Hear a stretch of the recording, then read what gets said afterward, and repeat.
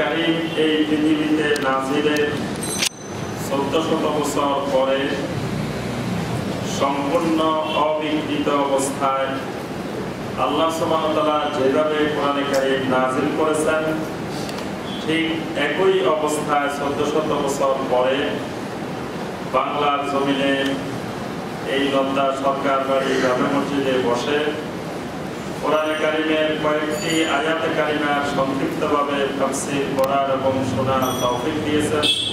সেই রব্বুল আলামিনের শুকর আদায় করি, সকলে বলি আলহামদুলিল্লাহ। যে সময়ে দুনিয়ার মানুষ কোরআনে কারীমের মতো কিতাবকে ছেড়ে দিয়ে দুনিয়ার বিভিন্ন মানুষের রচিত কিতাবাদি, দুর্বল হাদিস, জাল হাদিস, মিথ্যা কিচ্ছা কাহিনীতে ভরা কিতাব নিয়ে দুনিয়ার মানুষ ব্যস্ত, সেরকম একটা সময়ে রব্বুল আলামিনের কোরআনকে নিয়ে আমরা বসার আল্লাহ পাক তৌফিক দিয়েছেন এবং শয়তানের অসংখ্য জাল ছিন্ন করে আল্লাহর এই ঘর পর্যন্ত আসার আল্লাহ পাক তৌফিক দিয়েছেন। এই জন্য আবারও শুকরিয়া আদায় করি, বলি আলহামদুলিল্লাহ। যে সূরা থেকে আমাদের তাফসীর চলতেছিল, এই সূরার নাম হলো সূরা আল মুমিন। সূরা আল মুমিন বা সূরা গাফির। এই সূরার দুটি নাম, একটা হলো সূরা গাফির আর একটা হলো সূরা আল মুমিন। এখানে একটা হলো বান্দা, একটা হলো আল্লাহ। মানে আল মুমিন যদি নাম হয় তো মুমিন হলো একজন বান্দা। এই মুমিন কোন মুমিন? মুসা আলাইহিস সালামের সময়ে ফেরাউনের রাজদরবারের একজন মুমিন। তার কথা আজকে তাফসীরে আসবে। ফেরাউনের রাজদরবারের একজন মুমিন সাহস করে ফেরাউনের সাথে আল্লাহ সম্পর্কে, আল্লাহর দ্বীন সম্পর্কে, ইসলাম সম্পর্কে অনেক কথাবার্তা বলেছেন। ওই মুমিনকে রব্বুল আলামিন কোরআনে হাইলাইট করে একবারে তার নামেই আল্লাহ সুবহানাহু ওয়া তাআলা একটা সূরা নামকরণ করেছেন। সুবহানাল্লাহ। আর গাফির হলেন আল্লাহ সুবহানাহু ওয়া তাআলা স্বয়ং নিজে। আল্লাহ সুবহানাহু ওয়া তাআলার একটা সিফাত হলো গাফিরিজ যামবে, তিনি গুনাহ ক্ষমাকারী। গাফির মানে ক্ষমাকারী। আর গাফুর, গাফুর আছে না, গাফুর আর গাফির। গাফির হলো ইসমে ফাইলের সিগা আর গাফুর হলো ইসমে ফাইল মুবালাগার সিগা। মানে দুটেই আল্লাহ সুবহানাহু ওয়া তাআলার ক্ষেত্রে ব্যবহার করা হয়, দুটেই আল্লাহ সুবহানাহু ওয়া তাআলার দুটি সিফাত। এই সূরা 16 নম্বর আয়াতে কারিমা পর্যন্ত আমরা গত তাফসীরে আলোচনা করেছি। আজকে 17 নম্বর আয়াতে কারিমা থেকে আমাদের তাফসীর আরম্ভ হবে ইনশাআল্লাহ। 16 নম্বর আয়াতে কারিমা পর্যন্ত আমরা যে বিষয়টা দেখেছি, আমরা বলছি যখন এই আয়াতে কারিমা, এই সূরা নাযিল হয়, তখন নবী সাল্লাল্লাহু আলাইহি ওয়াসাল্লামের সামনে কাফেরদের বড় বড় দুটি চ্যালেঞ্জ। একটি চ্যালেঞ্জ ছিল যে নবী সাল্লাল্লাহু আলাইহি ওয়াসাল্লামের উপরে যখন কোরআনে কারীমের কোনো আয়াত নাযিল হতো, তখন ওই আয়াতটা নিয়ে তারা তর্ক বিতর্ক বাদানুবাদ করত, যাতে নবী সাল্লাল্লাহু আলাইহি ওয়াসাল্লাম ওই আয়াতটা নিয়ে তাদের প্রশ্নের জবাব দিতে দিতে এই কাজ নিয়েই ব্যস্ত থাকতেন। আর আল্লাহ দিনের দাওয়াত, আরো যে দিনের অসংখ্য কাজ রয়ে গেছে, সেগুলো যাতে নবী সাল্লাল্লাহু আলাইহি ওয়াসাল্লাম করতে না পারে, এটা হলো একটা কৌশল। আরেকটা কৌশল হলো যে নবী সাল্লাল্লাহু আলাইহি ওয়াসাল্লামকে যে কোনো সময় সুযোগ মতো আল্লাহ রাসূল সাল্লাল্লাহু আলাইহি ওয়াসাল্লামকে হত্যা করা। এই দুইটি তাদের মূল ষড়যন্ত্র।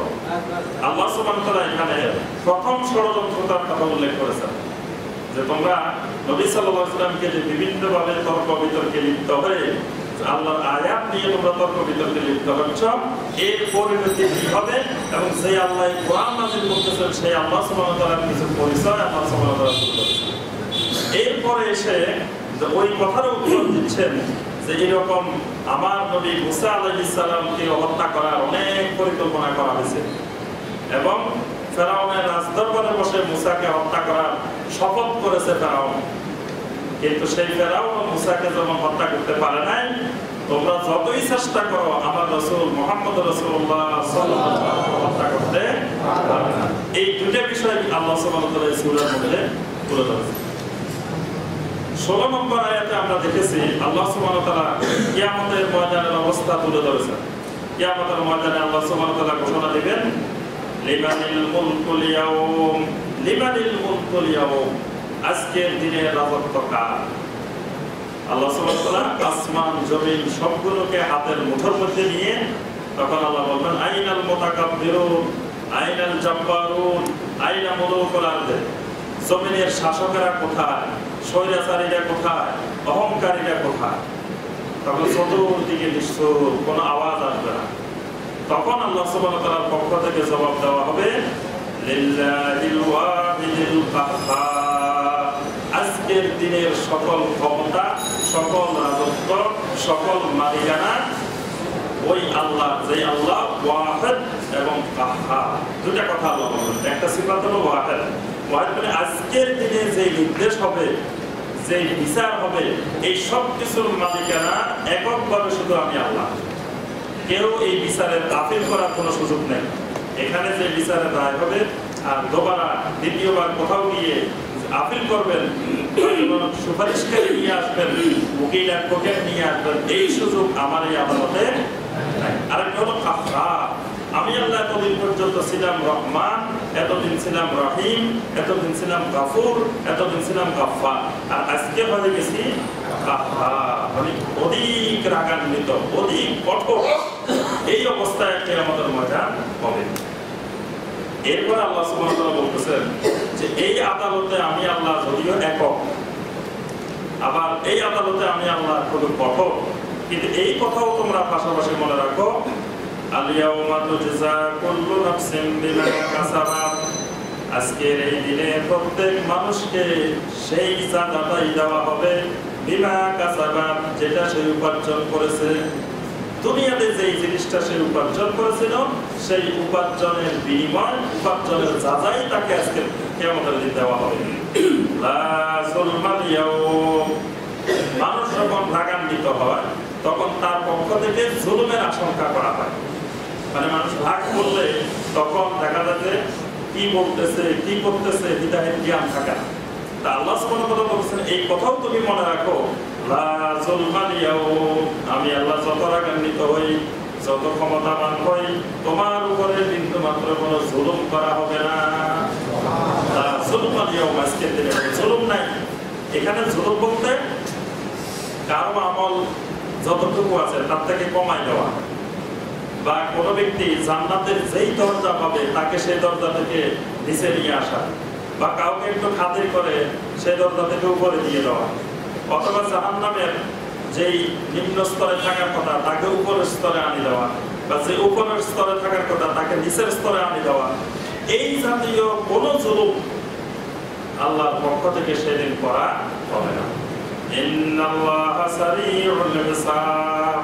কাফেররা বলাবলি করতো যে আল্লাহ হলেন একজন, ওয়াহিদুল কাহ্হার, আল্লাহ একা বিচার করবেন, যেখানে আল্লাহর কোনো আলাদা কোনো ইজলাস, কোনো আর কোনো বিচারপতিও নাই, তারপরে কোনো উকিল অ্যাডভোকেটও নাই, কিছুই নাই, আমরা একা বিচার করবেন। তাহলে তো হাজার হাজার বছর লাগবে বিচার করতে, কারণ কোটি কোটি কোটি মানুষ, এত মানুষের বিচার আল্লাহ কতদিনে করবেন? এই কথাটাই জন্য কোরআনে বারবার আল্লাহ বলে দিচ্ছেন ইন্নাল্লাহা সারিউল হিসাব। আল্লাহ বলেন দ্রুত হিসাব গ্রহণকারী, অতি দ্রুত, মানে আল্লাহর হিসাবটা আগেই রেডি করা। মানে একজন মানুষ যখন মৃত্যুবরণ করে ওই মৃত্যুর সময় তো তার খাতা সব ক্লোজ হয়ে যায়, তার খাতার আইডিয়া, তার আমলের সব হিসাব কমপ্লিট, এবং সে জান্নাতি না জাহান্নামী সেটাও সে মৃত্যুর সময় দেখতে পারে। তো ওই দিন তো আর আল্লাহ সুবহানাহু ওয়া তাআলা নতুন করে কোনো হিসাব নিকাশের দরকার নেই, এবং প্রত্যেকের আমলনামা প্রত্যেকের সাথেই থাকবে। আল্লাহ যেন বলছেন ইন্নাল্লাহা সারিউল হিসাব। রব্বুল আলামিন অতি দ্রুত অল্প সময়ের ভিতরে এই কোটি কোটি মানুষের হিসাব আল্লাহ গ্রহণ করে দিবেন। ওয়া আনজিলহুম ইয়াওমাল আসিফা।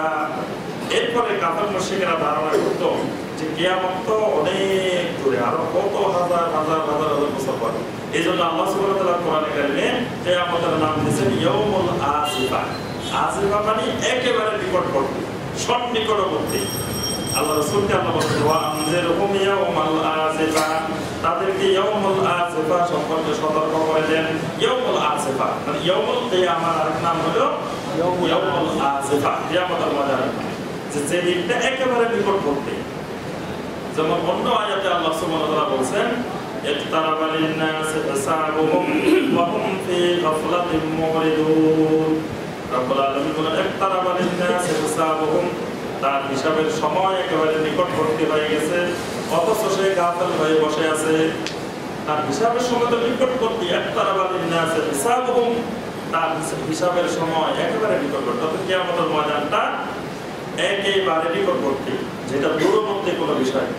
অন্য আয়াতে বলছেন ইকতারাবাতিস সাআতু ওয়া শাক্কাল কামার, তার কিয়ামত অতি নিকটবর্তী হয়েছে এবং চন্দ্র দ্বিখণ্ডিত হয়েছে।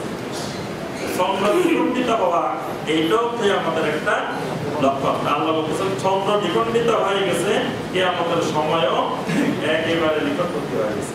এখানে রাব্বুল আলামিন বলছেন ওয়া আনজিরহুম ইয়াওমাল আযিফা, তাদেরকে সতর্ক করে দেন ওই সন্নিকটবর্তী দিন সম্পর্কে। ইজিল কুলুব লাদাল হানাজির, যখন তাদের অন্তরগুলো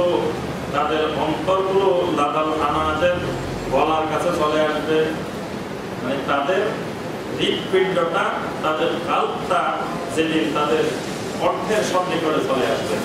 এটার অর্থ হলো মানে মানুষ যখন একেবারে কঠিন বিপদের মধ্যে থাকে, কঠিন ভয়ের মধ্যে থাকে, কঠিন চিন্তার মধ্যে থাকে, তখন তার হাত তার ওই জায়গায় থাকে না।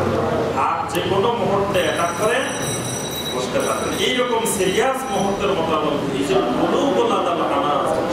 ঠিক এইরকম কঠিন অবস্থায় ওই ইয়াউমুল আযিফা কিয়ামতের ময়দানের অবস্থা হবে। কাযিমিন, আর প্রত্যেকটা মানুষ ভীত সন্ত্রস্ত অবস্থায় থাকবে। এখানে কাযিমিনাতুল খায়ফিন, মানে একেবারে ভীত সন্ত্রস্ত কঠিন এক অবস্থা। আল্লাহ সুবহানাহু ওয়া তাআলা কিয়ামতের ময়দানের এই অবস্থাটা এখানে এইভাবে তুলে ধরেছেন। মানুষের অন্তর চলে যাবে গলার কাছে, কণ্ঠের নিকটে, এবং সে অত্যন্ত ভীত সন্ত্রস্ত অবস্থায় কিয়ামতের ময়দানে এসে দাঁড়াবে। মালিজ জালিমিন মিন হামিম, আর এই জালেমদের জন্য কোন ধরনের বন্ধু থাকবে না। হামিম মানে হলো অন্তরঙ্গ বন্ধু। কিয়ামতের ময়দানে এই বিপদের সময় তাকে যে সহযোগিতা করবে, এইরকম কোন অন্তরঙ্গ বন্ধুও তার থাকবে না। ওয়ালা শাফিউন ইউতা, এমন কোন সুপারিশকারীও থাকবে না যেই সুপারিশকারীর কথা মেনে নেওয়া হবে।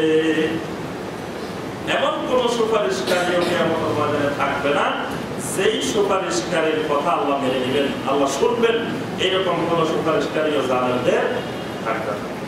ইয়ালামু খাইনাতাল আয়ুনি ওয়া মা তুখফিস সুদূর, আর যে আল্লাহ সেদিন বিচার করবেন সেই আল্লাহ ইয়ালামু খাইনাতাল আয়ুন, চোখের কোণা দিয়ে কি নড়াচড়া করে, কি ইশারা ইঙ্গিত করে, এই চোখের খেয়ানত গুলো তিনি জানেন। চোখের খেয়ানত তিনি জানেন। চোখের খেয়ানত মানে চোখ কিন্তু অনেক ভাষা প্রকাশ করে, যেটা মুখ দিয়ে বলে না, চোখ দিয়ে বলে। চোখেরও কিন্তু একটা ভাষা আছে। দেখবেন যে যারা প্রতিবন্ধী তাদের অনেকগুলো ভাষা আছে। খবর যখন বলে প্রতিবন্ধীদেরকে ইশারা ইঙ্গিত বলে না, ইশারা ইঙ্গিতে প্রতিবন্ধীরা বুঝে, তাহলে বোঝা যায় চোখেরও আলাদা একটা ভাষা আছে। আল্লাহ বলছেন খাইনাতাল আয়ুন, এই চোখ কি খেয়ানত করে, কোন দিকে নড়াচড়া করে, কোন দিকে দেখে, কি লক্ষ্য করতেছে, চোখ দিয়ে কি চিন্তা করতেছে, এটাও আল্লাহ সুবহানাহু ওয়া তাআলা জানেন। ওয়া মা তুখফিস সুদূর, আর চোখের খবর কিন্তু ভিতরে চলে যায়, অন্তরে চলে যায়, মানে চোখ দিয়ে দেখে আর ভিতর দিয়ে চিন্তা করতে থাকে। আল্লাহ বলছেন ওয়া মা তুখফিস সুদূর, তার ভিতরে, বক্ষের ভিতরে, বুকের ভিতরে কি নড়াচড়া করে, কি গোপনে আলাপ করতেছে, কি চিন্তা করতেছে, সেই খবর আল্লাহ সুবহানাহু ওয়া তাআলা জানেন। তো সুতরাং যে আল্লাহ চোখের খবর জানেন, ওই ভিতরের অন্তরের খবর জানেন, সেই আল্লাহর কাছে কোনো উকিল ব্যারিস্টার দিয়ে কোনো কাজ হবে না। কারণ যিনি ওই বিচার করবেন তিনি সবে জানেন।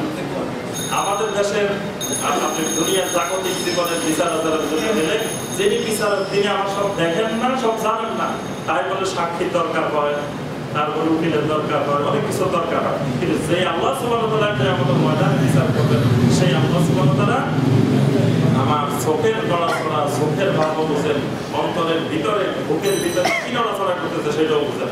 সুতরাং তার এ ধরনের কোনো কিছু দরকার নাই। ওয়াল্লাহু ইয়াকদি বিল হাক্কি, আর আল্লাহ সেদিন সত্য সহকারে বিচার করবেন, সত্য সহকারে ফয়সালা করবেন। মানে আল্লাহ সুবহানাহু ওয়া তাআলার বিচারের ক্ষেত্রে আল্লাহ সুবহানাহু ওয়া তাআলা কাউকে পছন্দ করেন না, তাই বলে তাকে জাহান্নাম দিয়ে দিবেন, কারণ একটু বেশি মহব্বত করেন, বা এই আমার নিজের দলের লোক, এটা বিরোধী দলের লোক, এটা অমুক দলের লোক, বা এটা আমার পছন্দ করে না, এই জাতীয় বিচার আচার আল্লাহর কাছে হবে না। আল্লাহ সুবহানাহু ইয়াকতি বিল হক, সত্য সহকারে, হক সহকারে আল্লাহ সুবহানাহু ওয়া তাআলা বিচার করবেন। ওয়াল্লাযীনা ইয়াদউনা মিন দুনিহি লা ইয়াকতুনা বিশাইইন, রাব্বুল আলামিন বলেন যারা আল্লাহকে বাদ দিয়ে অন্যদেরকে ডাকে, অন্যদের কাছে দোয়া করে, লা ইয়াকতুনা বিশাইইন, সেদিন তারা কোনো কিছুরই ফয়সালা করতে পারবে না, কোনো কিছু বিচার আচার করতে পারবে না। মানে কোনো ব্যক্তি যদি আল্লাহকে বাদ দিয়ে রাসূলকে ডাকাডাকি করে, কোনো ওলিয়া উলিয়াকে ডাকাডাকি করে, ইয়া রাসূলুল্লাহ বলে ডাকবে, দেখবে যে আমাদের দেশে কিছু কিছু বেদাতি আছে, নারায়ে রিসালাত, ইয়া রাসূলুল্লাহ, নারায়ে গাউসিয়া, তারপরে এরকম বিভিন্ন শব্দ বলে বলে ডাক মারে, এগুলো সব শিরকি ডাক। আল্লাহ সুবহানাহু ওয়া তাআলা কোরআনে কারিমে বারবার বলেন ফালা তাদউ মা'আল্লাহি আহাদা, আল্লাহর সাথে তোমরা আর কাউকে ডাকো না।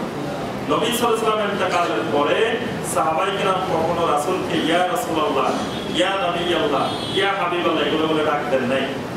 শুধুমাত্র নবী সাল্লাল্লাহু আলাইহি ওয়াসাল্লামের কবরের সামনে গিয়ে আসসালামু আলাইকা ইয়া রাসূলুল্লাহ এতটুকু বলা যায়। আব্দুল্লাহ ইবনে ওমর রাদিয়াল্লাহু তাআলা যখন মসজিদে নববীতে আসতেন, তখন রাউদার মধ্যে প্রথমে 2 রাকাত সালাত আদায় করতেন, এরপরে রাউদা থেকে বের হয়ে নবী সাল্লাল্লাহু আলাইহি ওয়াসাল্লামের কবরের সামনে গিয়ে বলতেন আসসালামু আলাইকা ইয়া রাসূলুল্লাহ। আর অন্যান্য সাহাবীদের থেকে রওয়ায়াত হলো আসসালামু আলাইকা আইয়ুহান নাবিয়্যু ওয়া রাহমাতুল্লাহি ওয়া বারাকাতুহু, এইভাবে নবী সাল্লাল্লাহু আলাইহি ওয়াসাল্লামকে সালাম দিতেন। এর বাহিরে, কবরের বাহিরে গিয়ে কোথাও থেকে সাহাবায়ে কেরাম মক্কা থেকে, রিয়াদ থেকে, অন্যান্য এলাকা থেকে সাহাবায়ে কেরাম কখনো ইয়া রাসূলুল্লাহ, ইয়া হাবিবাল্লাহ এগুলো বলে ডাক দিতেন না। অর্থাৎ সর্বত্র একমাত্র ডাকতে হবে আল্লাহ সুবহানাহু ওয়া তাআলাকে, আল্লাহকে ডাকতে হবে, আল্লাহ বলে ডাক দিতে হবে, রহমান বলে ডাক দিতে হবে, রাহিম বলে ডাক দিতে হবে। রাসূলকে কোনো বিপদ আপদে পড়ে, কোনো কিছুতে পড়ে রাসূলকে ডাক দেওয়া যাবে না। আল্লাহ সুবহানাহু ওয়া তাআলা এখানে বলছেন ওয়াল্লাযীনা ইয়াদউনা মিন দুনিহি লা ইয়াতুনা বিশাইইন, যারা আল্লাহকে বাদ দিয়ে অন্যদেরকে ডাকে তারা সেদিন কোনো কিছুর ফয়সালা করতে পারবে না। কিয়ামতের ময়দানে যদি আপনি ডাকেন ইয়া গাউসুল আজম, গাউসুল আজমকে ডাকতে ডাকতে গাউসুল আজমের তো সেদিন খবর থাকবে না, গাউসুল আজমের অবস্থা নিয়ে গাউসুল আজম পেরেশানির মধ্যে থাকবে, তার কি হবে? আব্দুল কাদের জিলানী রাহমাতুল্লাহকে আপনি কিয়ামতের ময়দানে ডেকে ডেকে খুঁজে কাছে কিনারে কোথাও পাওয়া যাবে না। ইন্নাল্লাহা হুয়াস সামিউল বাসীর, আর আল্লাহ সুবহানাহু ওয়া তাআলা সব কিছু শুনেন এবং সব কিছু দেখেন, সব কিছু শুনেন, সব কিছু দেখেন। আওয়ালাম ইয়াসিরু ফিল আরদি ফায়ানজুরু কাইফা কানা আকিবাতুল লাযিনা কানু মিন ক্বাবলিহিম, রাব্বুল আলামিন বলেন আওয়ালাম ইয়াসিরু ফিল আরদি, এই কাফের মুশরিকরা কেন পৃথিবীর মধ্যে ঘুরে ঘুরে দেখে না, পৃথিবীতে ভ্রমণ করে না? ফায়ানজুরু কাইফা কানা আকিবাতুল লাযিনা কানু মিন ক্বাবলিহিম, তাদের পূর্ববর্তীদের পরিণতি কি হয়েছিল সেই বিষয়গুলো কেন তারা দেখে না? কানুহুম আসাদ্দা মিনহুম কুওয়া, তারা এখন নিজেদেরকে শক্তিশালী মনে করে, কিন্তু তাদের পূর্বেকার যে জাতিগুলো ছিল এই জাতিগুলো তাদের থেকে অনেক বেশি শক্তিশালী ছিল। তাদের থেকে আদ জাতি, সামুদ জাতি, ফেরাউন জাতি, কওমে নূহ, কওমে লূত, এরা আমাদের থেকে, তারপরে পূর্বেকার ওই কাফের মুশরিকদের থেকে অনেক বেশি শক্তিশালী ছিল। ওয়াসারান ফিল আরদি, এবং জমিনে তারা এমন শক্তিশালী চিহ্ন রেখে গেছে যেই চিহ্ন আজকে দুনিয়ার বুকে নাই। অর্থাৎ সেই আদ জাতি কেমন করে তারা পাথরের মধ্যে, তারা তাদের সুউচ্চ প্রাসাদগুলো ছিল, তারপর সামুদ জাতি কিভাবে পাথর কেটে কেটে ঘর বানাইতো, ফেরাউনের জাতি কিভাবে বিশাল ক্ষমতা শক্তির অধিকারী ছিল। আল্লাহ বলেছেন এইভাবে তারা পৃথিবীর বুকে ধ্বংস হয়ে যাওয়ার পরেও ওই ধ্বংসস্তূপের যে নিদর্শন রেখে গেছে সেইটাও তোমাদের এলাকার থেকে অনেক উন্নত মানের। তাদের গুনার কারণে, পাপের কারণে আল্লাহ সুবহানাহু ওয়া তাআলা তাদেরকে পাকড়াও করলেন। ওয়া মা কানা লাহুম মিনাল্লাহি মিন ওয়াক, রব্বুল আলামিন যখন তাদেরকে ধ্বংস করেন তখন কোনো শক্তি, কোনো রক্ষাকারী আল্লাহ থেকে তাদেরকে রক্ষা করতে পারে নাই। সেই সময় তারা যদি গাউসুল আজমকে ডাকতো, তাদের রাসূলকে ডাকতো, কেউ আল্লাহর আযাবের মোকাবেলায় তাদেরকে রক্ষাকারী ছিল না। যালিকা বিআন্নাহুম কানাত তা'তিহিম রাসূলুহুম বিল বায়িনাত। এই শাস্তি এবং ধ্বংসের মূল কারণ হলো তাদের কাছে আমি আল্লাহর পক্ষ থেকে অনেক রাসূল এসেছিল, বিল বায়িনাত, ওই রাসূলেরা সুস্পষ্ট দলিল প্রমাণ নিয়ে এসেছিল, বায়িনাত নিয়ে এসেছিল। বায়িনাতটা কি? বায়িনাত হলো তারা আল্লাহর পক্ষ থেকে কিতাব নিয়ে এসেছিল, মুজিজা নিয়ে এসেছিল। অর্থাৎ তাদেরকে দেখেই বোঝা যেত যে এরা আল্লাহ রাসূল, আল্লাহর নবী। বা কাফারু, কিন্তু তারা আমার ওই রাসূলদেরকে অস্বীকার করেছে। বা আখাযাহুমুল্লাহ, এই কারণে আল্লাহ তাদেরকে পাকড়াও করেছেন। ইন্নাহু কাবিয়্যুন শাদীদুল ইকাব। রব্বুল আলামিন বলেন মহা শক্তিধর এবং কঠিন শাস্তিদাতা। আল্লাহ সুবহানাহু ওয়া তাআলা কাবিয়্যুন, মহা শক্তিশালী, মহা ক্ষমতার অধিকারী, শাদীদুল ইকাব এবং কঠিন শাস্তিদাতা। ওয়ালাকাদ আরসালনা মূসা বিআয়াতিনা ওয়া সুলতানিন মুবিন। এবার শুরু হয়েছে মুসা আলাইহিস সালামের কথা। আল্লাহ বলছেন ওয়ালাকাদ আরসালনা মূসা বিআয়াতিনা, আমি সেই মুসাকে পাঠিয়েছিলাম, বিআয়াতিনা, আমি আল্লাহর আয়াত নিয়ে, ওয়া সুলতানিন মুবিন, এবং সুস্পষ্ট দলিল প্রমাণ নিয়ে। সুস্পষ্ট দলিল প্রমাণ এবং আয়াত নিয়ে আমি মুসাকে রাসূল বানিয়ে দুনিয়ায় পাঠিয়েছি। কার কাছে পাঠিয়েছি? ইলা ফিরআউন ওয়া হামান ওয়া কারুন। ইলা ফিরআউন, ফিরআউনের কাছে পাঠিয়েছি। ফিরআউনকে মিশরের মহা শক্তিধর ক্ষমতার অধিকারী রাজা ফিরআউন। ওয়া হামান, হামানের কাছে পাঠাইছি। হামানকে ফিরআউনের প্রধানমন্ত্রী, ফিরআউনের রাষ্ট্রের, ফিরআউনের নিচে যে ক্ষমতাধর ব্যক্তি তার নাম হলো হামান। ওয়া কারুন, কারুনের কাছে পাঠাইছি। কারুনকে মন্ত্রী, মুসা আলাইহিস সালামের চাচাতো ভাই, কিন্তু সে ইসলাম গ্রহণ করছিল, কিন্তু সে অস্বীকার করছিল যাকাত দিতে। অনেক সম্পদের অধিকারী। তো মুসা আলাইহিস সালাম বললেন তোমাকে যে আল্লাহ এই সম্পদ দিয়েছেন সে আল্লাহ তোমার উপরে যাকাত খরচ করেছেন। তখন সে কি বলছে? কারণ বলল যে সম্পদ আমার, আমার বুদ্ধি দিয়ে, আমার মেধা দিয়ে, আমার শ্রম দিয়ে আমি সম্পদ অর্জন করছি। এখানে আল্লাহ কি? আল্লাহ কি করছে? এখানে সবটা আমি করছি, আমার বুদ্ধিতে, আমার মেধায়, আমার শ্রম দিয়ে আমি এসব উপার্জন করছি। তো আমার সম্পদ আল্লাহ দিন কেন? আল্লাহকে দেওয়ার কি? আল্লাহ আমার এখানে ভাগ বসাবে কেন? এই জন্য কারণ যাকাত দিতে অস্বীকার করার কারণে আল্লাহর গজবের শিকার হয়েছে। আল্লাহ সুবহানাহু ওয়া তাআলা বলেছেন মুসাকে আমি পাঠাইছি ফিরআউনের কাছে, হামানের কাছে, কারুনের কাছে। ফাকালু সাহিরুন কাযযাব। ফিরআউন, হামান, কারুন তারা সবাই বলল সাহিরুন কাযযাব, মুসা তো একজন বড় জাদুকর এবং একজন মিথ্যাবাদী। মুসা একজন জাদুকর এবং মুসা একজন মিথ্যাবাদী। ফালাম্মা জাআহুম বিল হাক্কি মিন ইনদিনা قالوا اقتلوا أبناء الذين آمنوا معه واستحيوا نساءهم وما كيد الكافرين إلا في ضلال। রব্বুল আলামিন বলেন ফালাম্মা জাআহুম বিল হাক্কি মিন ইনদিনা, যখন আমি আল্লাহর পক্ষ থেকে হক সহকারে, সত্য সহকারে মুসা যখন সব কিছু তাদের কাছে নিয়ে আসলেন, বলো, তখন তারা বলল, ফিরআউন, হামান, কারুনেরা বলল উকতুলু আবনাআল্লাযীনা আমানু মাআহু। এখানে ফিরআউন মুসা আলাইহিস সালাম কি হক নিয়ে আসলেন? আল্লাহর কিতাব নিয়ে আসলেন, তাওরাত কিতাব নিয়ে আসলেন। আবার মুসা আলাইহিস সালাম সেই তাদের জাদুর মোকাবেলায় মুসা আলাইহিস সালামের মুজিজা প্রদর্শন করলেন। এই সব কিছু নিয়ে আসার পরে তখন ফিরআউনরা বলল উকতুলু আবনাআল্লাযীনা আমানু মাআহু, এই মুসার সাথে যে সকল ইমানদাররা আছে এই ইমানদারদের মধ্য থেকে পুরুষ মানুষগুলোকে হত্যা করো, ফাস্তাহিউ নিসাহুম, তাদের নারীদেরকে জীবিত রাখো, ওয়া মা কাইদুল কাফিরিনা ইল্লা ফি দালাল, আর কাফেরদের চক্রান্ত, কাফেরদের ষড়যন্ত্র গোমরাহি ছাড়া আর কিছুই নয়। কাফেরদের এই সকল ষড়যন্ত্র বাতিল ছাড়া আর কিছু নয়। অর্থাৎ কাফেরদের এই ষড়যন্ত্র বাস্তবতায় রূপ নিতে আমি আল্লাহ দিলেন।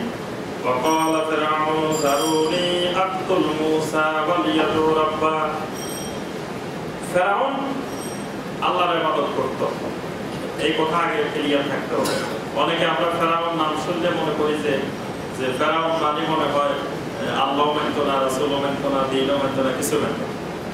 ফেরাউন মানে সেই কথা না। আবু জেহেল আবু লাহাব মানে আমরা অনেকে মনে করি যে আবু জেহেল আবু লাহাব মানে আল্লাহ মানত না, দ্বীন মানত না, কিছু মানত না। এটা আসলে বিষয়টা এরকম না। এরাও কিন্তু খুব পরেজগার মানুষ ছিল। ফেরাউন, আবু জাহাল, আবু লাহাব, কারুন, হামান, যাদের কথা আমরা কোরআনে পড়তেছি, এরা কিন্তু পরেজগার মানুষ ছিল। পরেজগার বলতে মানে ওহির আলোকে পরেজগার ছিল না। ওই সময় আল্লাহ সুবহানাহু ওয়া তাআলা যে ওহী নাযিল করেন, ওহির আলোকে তারা পরেজগার ছিল না, কিন্তু তাদের ধারণায় তারা পরেজগার ছিল। এবং তারা নিজেদেরকে ওই মুসা আলাইহিস সালামের চেয়ে, মুহাম্মদ রাসূলুল্লাহ সাল্লাল্লাহু আলাইহি ওয়াসাল্লামের চেয়ে তারা নিজেদেরকে বড় ইমানদার মনে করত এবং এদেরকে তারা গোমরাহ মনে করত। মানে আল্লাহর নবীদেরকে তারা গোমরাহ মনে করত, নিজেদেরকে তারা আল্লাহর প্রিয়ভাজন, আস্থাভাজন মনে করত। এবং যে আবু লাহাবের কথা আমরা সবসময় শুনি কোরআনে কারীমের মধ্যে, যাকে অভিশাপ দেওয়া হয়েছে, আল্লাহ তার ধ্বংসের কথা বলছেন, তাব্বাত ইয়াদা আবি লাহাব, আবু লাহাবের দুই হাত, আবু লাহাবের সকল ক্ষমতা ধ্বংস হয়ে যায়। সেই আবু লাহাবকে, সেই আবু লাহাব আল্লাহর ঘর বাইতুল্লাহ মোতাওয়াল্লি সাহেব। বাইতুল্লাহ এই সরকার বাড়ির মসজিদ আর অন্য মসজিদ না, কোন মসজিদ? আল্লাহ সুবহানাহু ওয়া তাআলার ঘর, কাবার যে ঘর, সেই ঘরের সম্মানিত মোতাওয়াল্লি সাহেব আবু লাহাব। কত বড় মানে পরেজগার মনে করতে পারেন এইসব মসজিদের মোতাওয়াল্লি, সে আল্লাহর ঘরের মোতাওয়াল্লি, এত বড় ব্যক্তি। তো সেই বলতো যে আমি এই আল্লাহর ঘরের মোতাওয়াল্লি, আমি বেশি পরেজগার, আমি বেশি মুত্তাকি না, মুহাম্মদ রাসূলুল্লাহ বেশি মুত্তাকি।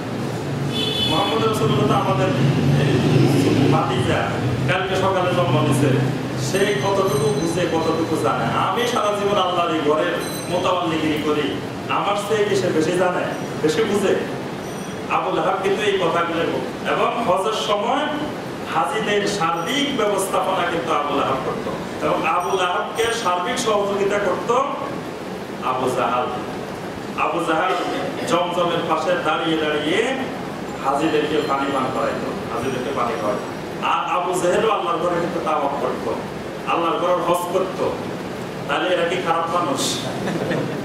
আল্লাহর ঘরের হজও করে, আবার আল্লাহর ঘরের মোতাওয়াল্লিও, আবার হাজিদেরকে পানি পান করাইতো, খাওয়াইতো। তাদেরকে যত ধরনের মেহমানদারি করা দরকার, এই সব মেহমানদারি আবু জেহেল, আবু লাহাবরা করতো।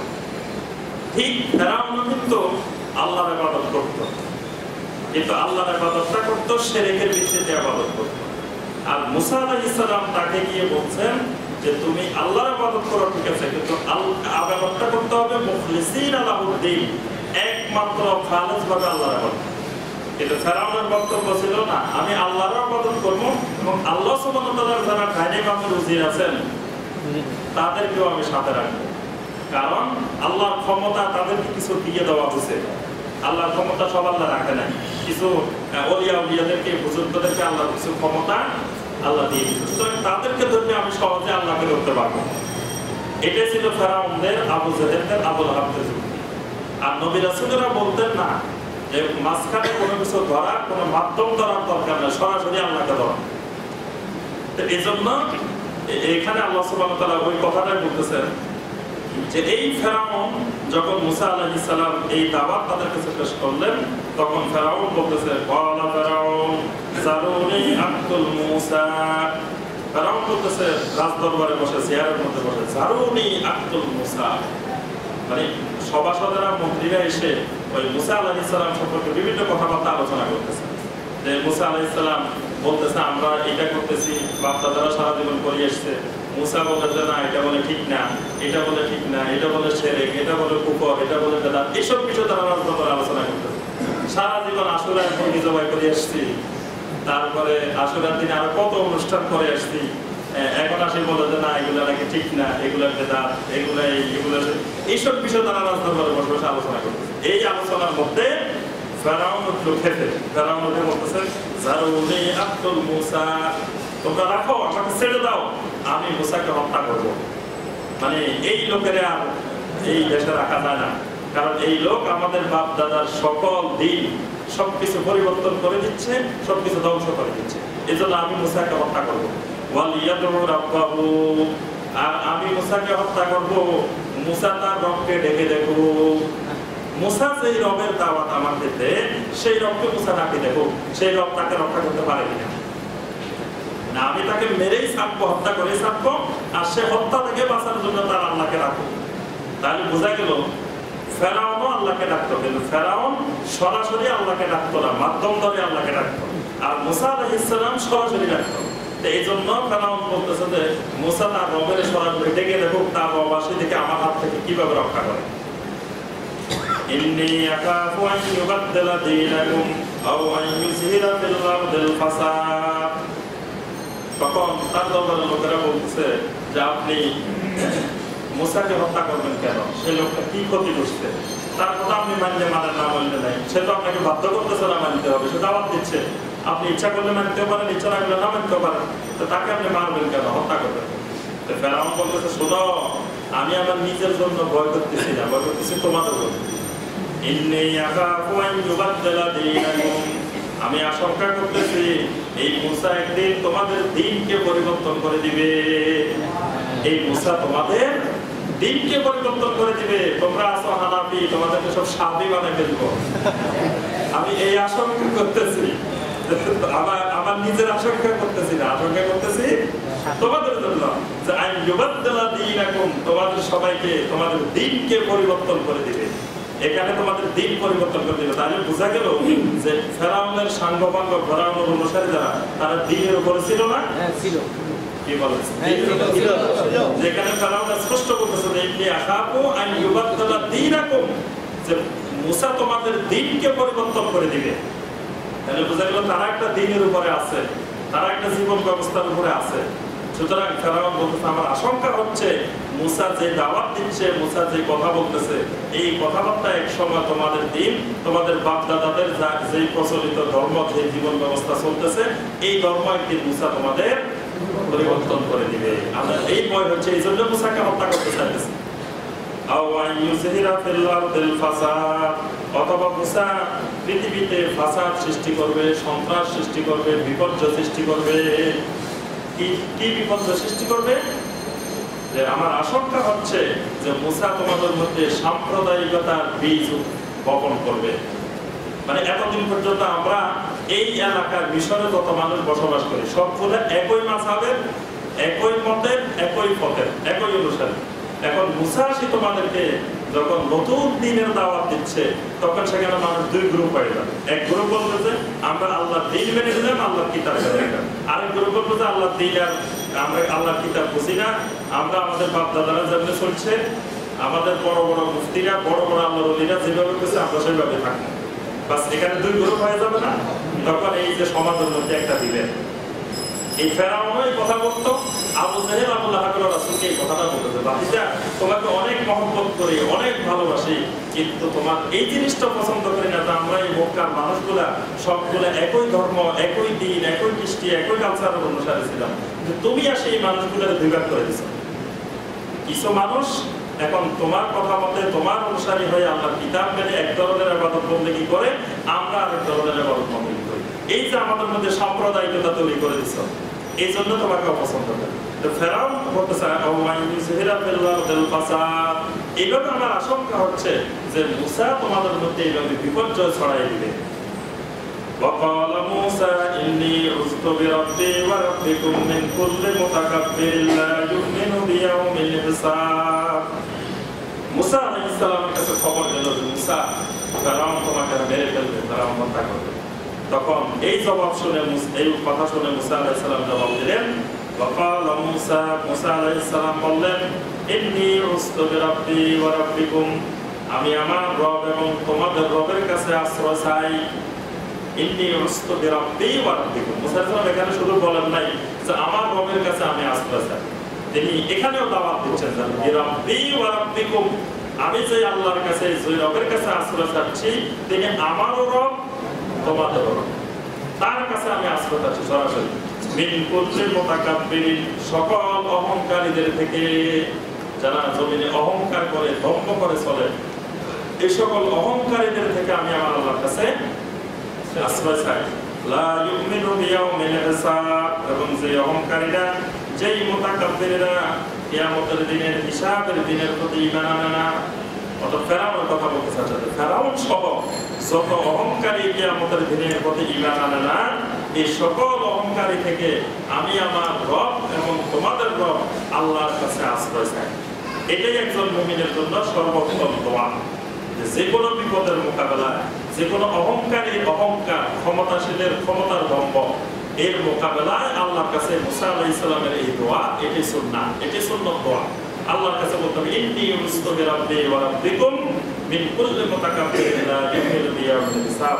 যে আল্লাহ, যে সকল মুতাকাব্বিররা, অহংকারীরা আখিরাতের প্রতি ঈমান আনে না, এই সকল অহংকারীদের সকল অত্যাচার, জুলুম, নিপীড়ন থেকে আমি তোমার কাছে আশ্রয় চাই। আল্লাহর আশ্রয় চলে যেতে হবে।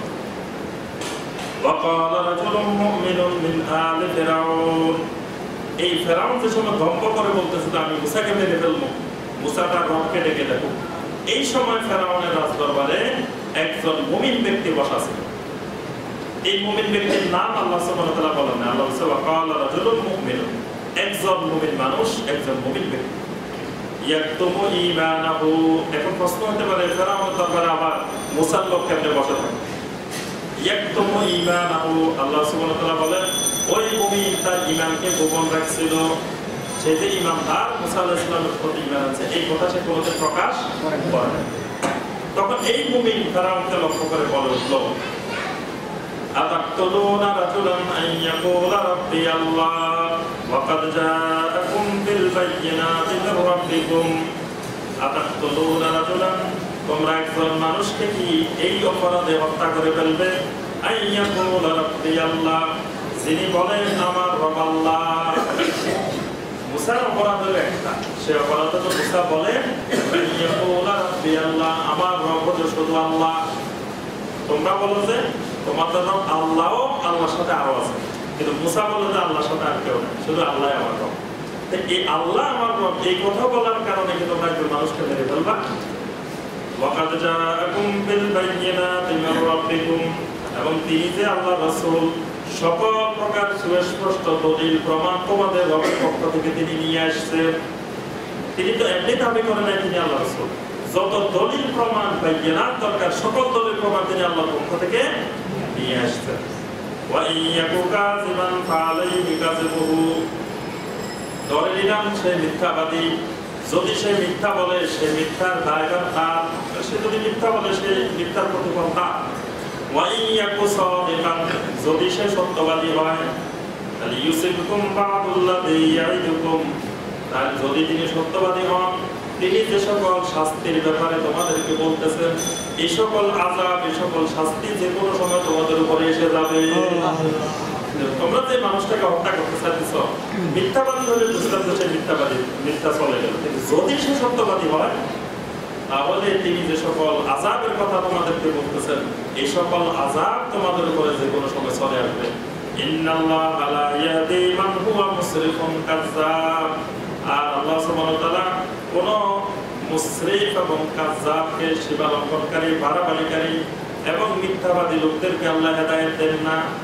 যে লোকটা বেশি বাড়াবাড়ি করে, বেশি ইসরাফ করে, বেশি মিথ্যাবাদী হয়ে যায়, এই লোককে আল্লাহ সুবহানাহু ওয়া তাআলা কখনো হেদায়েত দান করেন না। এই কথাটা কার? এই বক্তব্যগুলা ওই রাজুল মুমিন, ওই মুমিন ব্যক্তি। আর এই আয়াতটাই যে আমরা গত তাফসীরে বলছি, যে যখন উকবা ইবনে আবি মুআইদ লাআনাহুল্লাহ, এই শয়তান যখন নবী সাল্লাল্লাহু আলাইহি ওয়াসাল্লামের গলার মধ্যে গামছা পেঁচিয়ে আল্লাহ রাসূলকে শ্বাসরোধ করে হত্যা করার চেষ্টা করে, তখন আবু বকর রাদিয়াল্লাহু তাআলা আনহু দৌড়ায় গিয়ে তার হাত থেকে নবী সাল্লাল্লাহু আলাইহি ওয়াসাল্লামকে রক্ষা করেন। আর আবু বকর তখন এই আয়াতটা বলতেছিলেন যে আতাকতুলুনা রাজুলান আন ইয়াকুলা রাব্বি আল্লাহ, হে শয়তানেরা, তোমরা কি আমার রাসূলকে এই অপরাধে হত্যা করবে যে আমার রাসূল বলেন যে আমার রব আল্লাহ। আর তো তোমাদের কোনো ক্ষতি করে না, তোমাদের সম্পদ নিয়ে নেয় না, তোমাদের উপরে কোনো কিছু করে না, তোমাদেরকে বাধ্য করে না, তোমাদের কোনো ক্ষতি করে না, শুধু তার অপরাধ একটা, ইয়াকুলা রাব্বি আল্লাহ, তিনি বলেন যে আমার রব আল্লাহ, এই কারণে কি তোমরা আমার রাসূলকে হত্যা করবা? এই কথাটা আবু বকর রাদিয়াল্লাহু তাআলা আনহু এই আয়াতে কারিমাটা শরীফ তেলাওয়াত করেছেন। ইয়া কাওমি লাকুমুল মুলকুল ইয়াওম সাইরিনা ফিল আরদি ওয়া মান ইয়ানসুরুনা মিন বা'সিল্লাহি ইন জাআনা। এরপরে মুসা আলাইহিস সালামের এই মুমিন ব্যক্তি ফেরাউনের রাজদরবারে দাঁড়িয়ে তার জাতিকে লক্ষ্য করে অনেকগুলো কথা বলছে। সেই কথাগুলো আল্লাহ সুবহানাহু ওয়া তাআলা এখানে তুলে ধরেছেন। ইয়া কাওমি লাকুমুল মুলকুল ইয়াওম, হে আমার জাতের লোকেরা, লাকুমুল মুলকুল ইয়াওম, আজকের দিনের সকল ক্ষমতা সকল প্রশাসন তোমাদের হাতে, সকল প্রশাসন সকল ক্ষমতা আজকে তোমাদের হাতে। যাহিরিনা ফিল আরদি, এবং জমিনের মধ্যে তোমরা অনেক শক্তিশালী। ফামান ইয়ানসুরুনা মিন বা'সিল্লাহি ইন জাআনা, যদি আমাদের উপরে আল্লাহর পক্ষ থেকে বিপদ আপদ আসে, কে আমাদেরকে আল্লাহর এই বিপদগুলো থেকে রক্ষা করবে? ক্বালা ফিরআউন মা উরীকুম ইল্লা মা আরা, ফিরআউন বলে উঠল, মা উরীকুম ইল্লা মা আরা, আমি সেই বিষয়ে চিন্তা ভাবনা করে ভালো মনে করেছি, সেই বিষয়টাই তোমাদের কাছে তুলে ধরেছি। ফিরআউন বলল, আমি অনেক চিন্তা ভাবনা করে আমি এই বিষয়টাই আমার মতে ভালো মনে হয়েছে, যুক্তিযুক্ত মনে হয়েছে, সেটাই আমি তোমাদের কাছে তুলে ধরলাম। ওয়া মা আহদিকুম ইল্লা সাবিলার রাশাদ, ফিরআউন বলল, আমি তোমাদেরকে সঠিক রাস্তা ছাড়া কোনো রাস্তা দেখাই না। ফিরআউন বলল, আহদিকুম, ফিরআউন কিন্তু হেদায়েত করে। ফিরআউন বলতেছে, ওয়া মা আহদিকুম, আমি তোমাদেরকে হেদায়েত করি, ইল্লা সাবিলার রাশাদ, সঠিক রাস্তা হেদায়েত। তাহলে হেদায়েত দুই রকমের, মুসা আলাইহিস সালামের হেদায়েত, আবার ফিরআউনের হেদায়েত। মুহাম্মদ সাল্লাল্লাহু আলাইহি ওয়াসাল্লামের হেদায়েত, আবু জাহেল আবু লাহাবেরও হেদায়েত। وقال الذي آمن يا قوم إني أخاف عليكم مثل يوم الأحزاب, ওই ইমানদার ব্যক্তি বলে উঠল, ইয়া কওমি, হে আমার জাতির লোকেরা, ইন্নী আখাফু আলাইকুম মিসলা ইয়াউমিল আহজাব, যুগে যুগে বিভিন্ন দলের উপরে বিভিন্ন কওমের উপরে যে আযাব এসেছিল, সেই আযাবের আশঙ্কা আমি তোমাদের উপরে করতেছি। মিসলা আযাবে কওমে নূহ, যেমন আযাব এসেছিল কওমে নূহের উপরে, নূহ আলাইহিস সালামের কওমের উপরে। নূহ আলাইহিস সালামের কওমের কি আযাব এসেছিল? প্লাবন দিয়ে আল্লাহ সুবহানাহু ওয়া তাআলা ধ্বংস করেন। ওয়া আদ ওয়া সামুদ, আদ জাতির আযাবের কথা, সামুদ জাতির আযাবের কথা। আদ জাতি সামুদ জাতির উপরে কি আযাব আসছিল? আদ জাতির উপরে বাতাস, 7 দিন 8 রাত পর্যন্ত বাতাস প্রবাহিত হয়, এবং এই বাতাসে সব মানুষ ধ্বংস হয়ে যায়। এই আযাব। আর সামুদ জাতির উপরে যে আযাব, সেটা ছিল সাইহাতুন ওয়াহিদা, বিকট এক আওয়াজ। এই বিকট আওয়াজে সামুদ জাতি সব ধ্বংস হয়ে যায়। ওয়াল্লাযীনা মিন বাদিহিম, এবং এদের পরে আরো অনেক জাতির উপরে। ওয়াবাল্লাহু ইউরিদু যুলমান লিল ইবাদ, আর আল্লাহ সুবহানাহু ওয়া তাআলা কোন বান্দার উপরে জুলুম করার ইচ্ছা করেন না। মানে আল্লাহ চান না কোন বান্দার উপরে কোন ধরনের জুলুম করবেন। বান্দা যখন নিজেকে জুলুমের উপযোগী করে নেয়, তখনই আল্লাহ সুবহানাহু ওয়া তাআলা বান্দার উপরে শাস্তি প্রয়োগ করেন। এখানে আরেকটা জিনিস বোঝা যায় যে মুসা আলাইহিস সালামের কওমের লোক যখন দাওয়াত দিচ্ছেন, তখন তিন জাতির কথা বলছেন, কওমে নূহ, কওমে আদ আর সামুদ। তাহলে বোঝা গেল এই জাতিগুলো মুসা আলাইহিস সালামের আগের জাতি। আগের জাতি না হলে ওই লোকটা এদের কথা কিভাবে বললেন, তাদের সামনে তুলে ধরল। তাহলে সালেহ আলাইহিস সালাম আদ জাতির কাছে কোন নবী? হুদ আলাইহিস সালাম। আর সামুদ জাতির কাছে সালেহ আলাইহিস সালাম। তাহলে হুদ আলাইহিস সালাম, সালেহ আলাইহিস সালাম, এরা মুসা আলাইহিস সালামের আগের নবী। ওয়া কওমি ইন্নী আখাফু আলাইকুম ইয়াওমাত তানাদ, হে আমার জাতির লোকেরা, আমি তোমাদের ওই বিপদেরও আশঙ্কা করতেছি। ইয়াওমাত তানাদ, যেদিন তোমরা একজন আরেকজনকে ডাকাডাকি করবে, সেই দিন কোনটা? কিয়ামতের দিন। কিয়ামতের দিনের ব্যাপারে আমি ভয় করতেছি। ইয়াওমা তুওয়াল্লুনা মুদবিরিন মা লাকুম মিনাল্লাহি মিন আসিম, যেদিন তোমরা ইয়াওমা তুওয়াল্লুন, যেদিন তোমরা পলাইতে থাকবে, মুদবিরিন, পিছনের দিকে পলাইতে থাকবে, মানে সামনের দিকে না যাই পিছনের দিকে যেদিন তোমরা লুকাইতে থাকবে, পলাইতে থাকবে, মা লাকুম মিনাল্লাহি মিন আসিম, সেদিন আল্লাহর পক্ষ থেকে কোনো রক্ষাকারী তোমাদেরকে রক্ষা করবে না। ওয়া মান ইউদ্লিলিল্লাহু ফামা লাহু মিন হাদ, আর যে ব্যক্তিকে আল্লাহ গোমরাহ করেন, দুনিয়ার কোন শক্তি তাকে রাস্তা দেখাতে পারেন না, হেদায়েত দেখাতে পারেন না। এখানে ওয়া মান ইউদ্লিলিল্লাহ, যে ব্যক্তিকে আল্লাহ গোমরাহ করেন, আল্লাহ গোমরাহ করার অর্থ হলো আল্লাহ সুবহানাহু ওয়া তাআলা কোনো বান্দাকে সরাসরি গোমরাহ করেন না, কিন্তু বান্দা যখন নিজেকে নিজে গোমরাহ করে ফেলে তখন আল্লাহ গোমরাহ করেন। কিন্তু কোনো বান্দা যদি নিজেকে হেদায়েতের দিকে নিতে চায় আল্লাহ সুবহানাহু ওয়া তাআলা তাকে গোমরাহ করেন না। ওয়ালাকাদ জাআকুম ইউসুফু মিন ক্বাবলু বিল বায়্যিনাত, এই মিশরে আরেকজন নবী আসছিল ইউসুফ আলাইহিস সালাম। ইউসুফ আলাইহিস সালাম মুসা আলাইহিস সালামের আগে না পরে? আগে। এই জন্য এখানে ওই মুমিন লোকটা ইউসুফের কথা বলছে। তাহলে বোঝা গেল ইব্রাহিম আলাইহিস সালাম, ইসমাঈল আলাইহিস সালাম, ইসহাক আলাইহিস সালাম, তারপরে ইয়াকুব আলাইহিস সালাম, তারপরে ইউসুফ আলাইহিস সালাম, এরা সবাই মুসা আলাইহিস সালামের অনেক আগে নবী। আর এই মিশরে এক সময় ইউসুফ আলাইহিস সালাম দাওয়াত দিয়েছিল এবং ইউসুফ আলাইহিস সালাম মারা যাওয়ার প্রায় 200-300 বছর পরে এই মুসা আলাইহিস সালাম নবী হয়ে মিশরে আসেন। তাই এই মানুষগুলা, এই মিশরের এই মানুষগুলা এক সময় ইমানদার ছিল। মানে ইয়াকুব আলাইহিস সালামের দাওয়াত, মুসা আলাইহিস সালামের দাওয়াত, এই দাওয়াতের ফলে তারা এক সময় মুসলিম ছিল, কিন্তু কালক্রমে তারা সেই ইসলাম, সেই ঈমান তারা হারিয়ে ফেলে আবার শিরকের দিকে, বিদআতের দিকে তারা চলে গেছে। তাহলে বোঝা যায়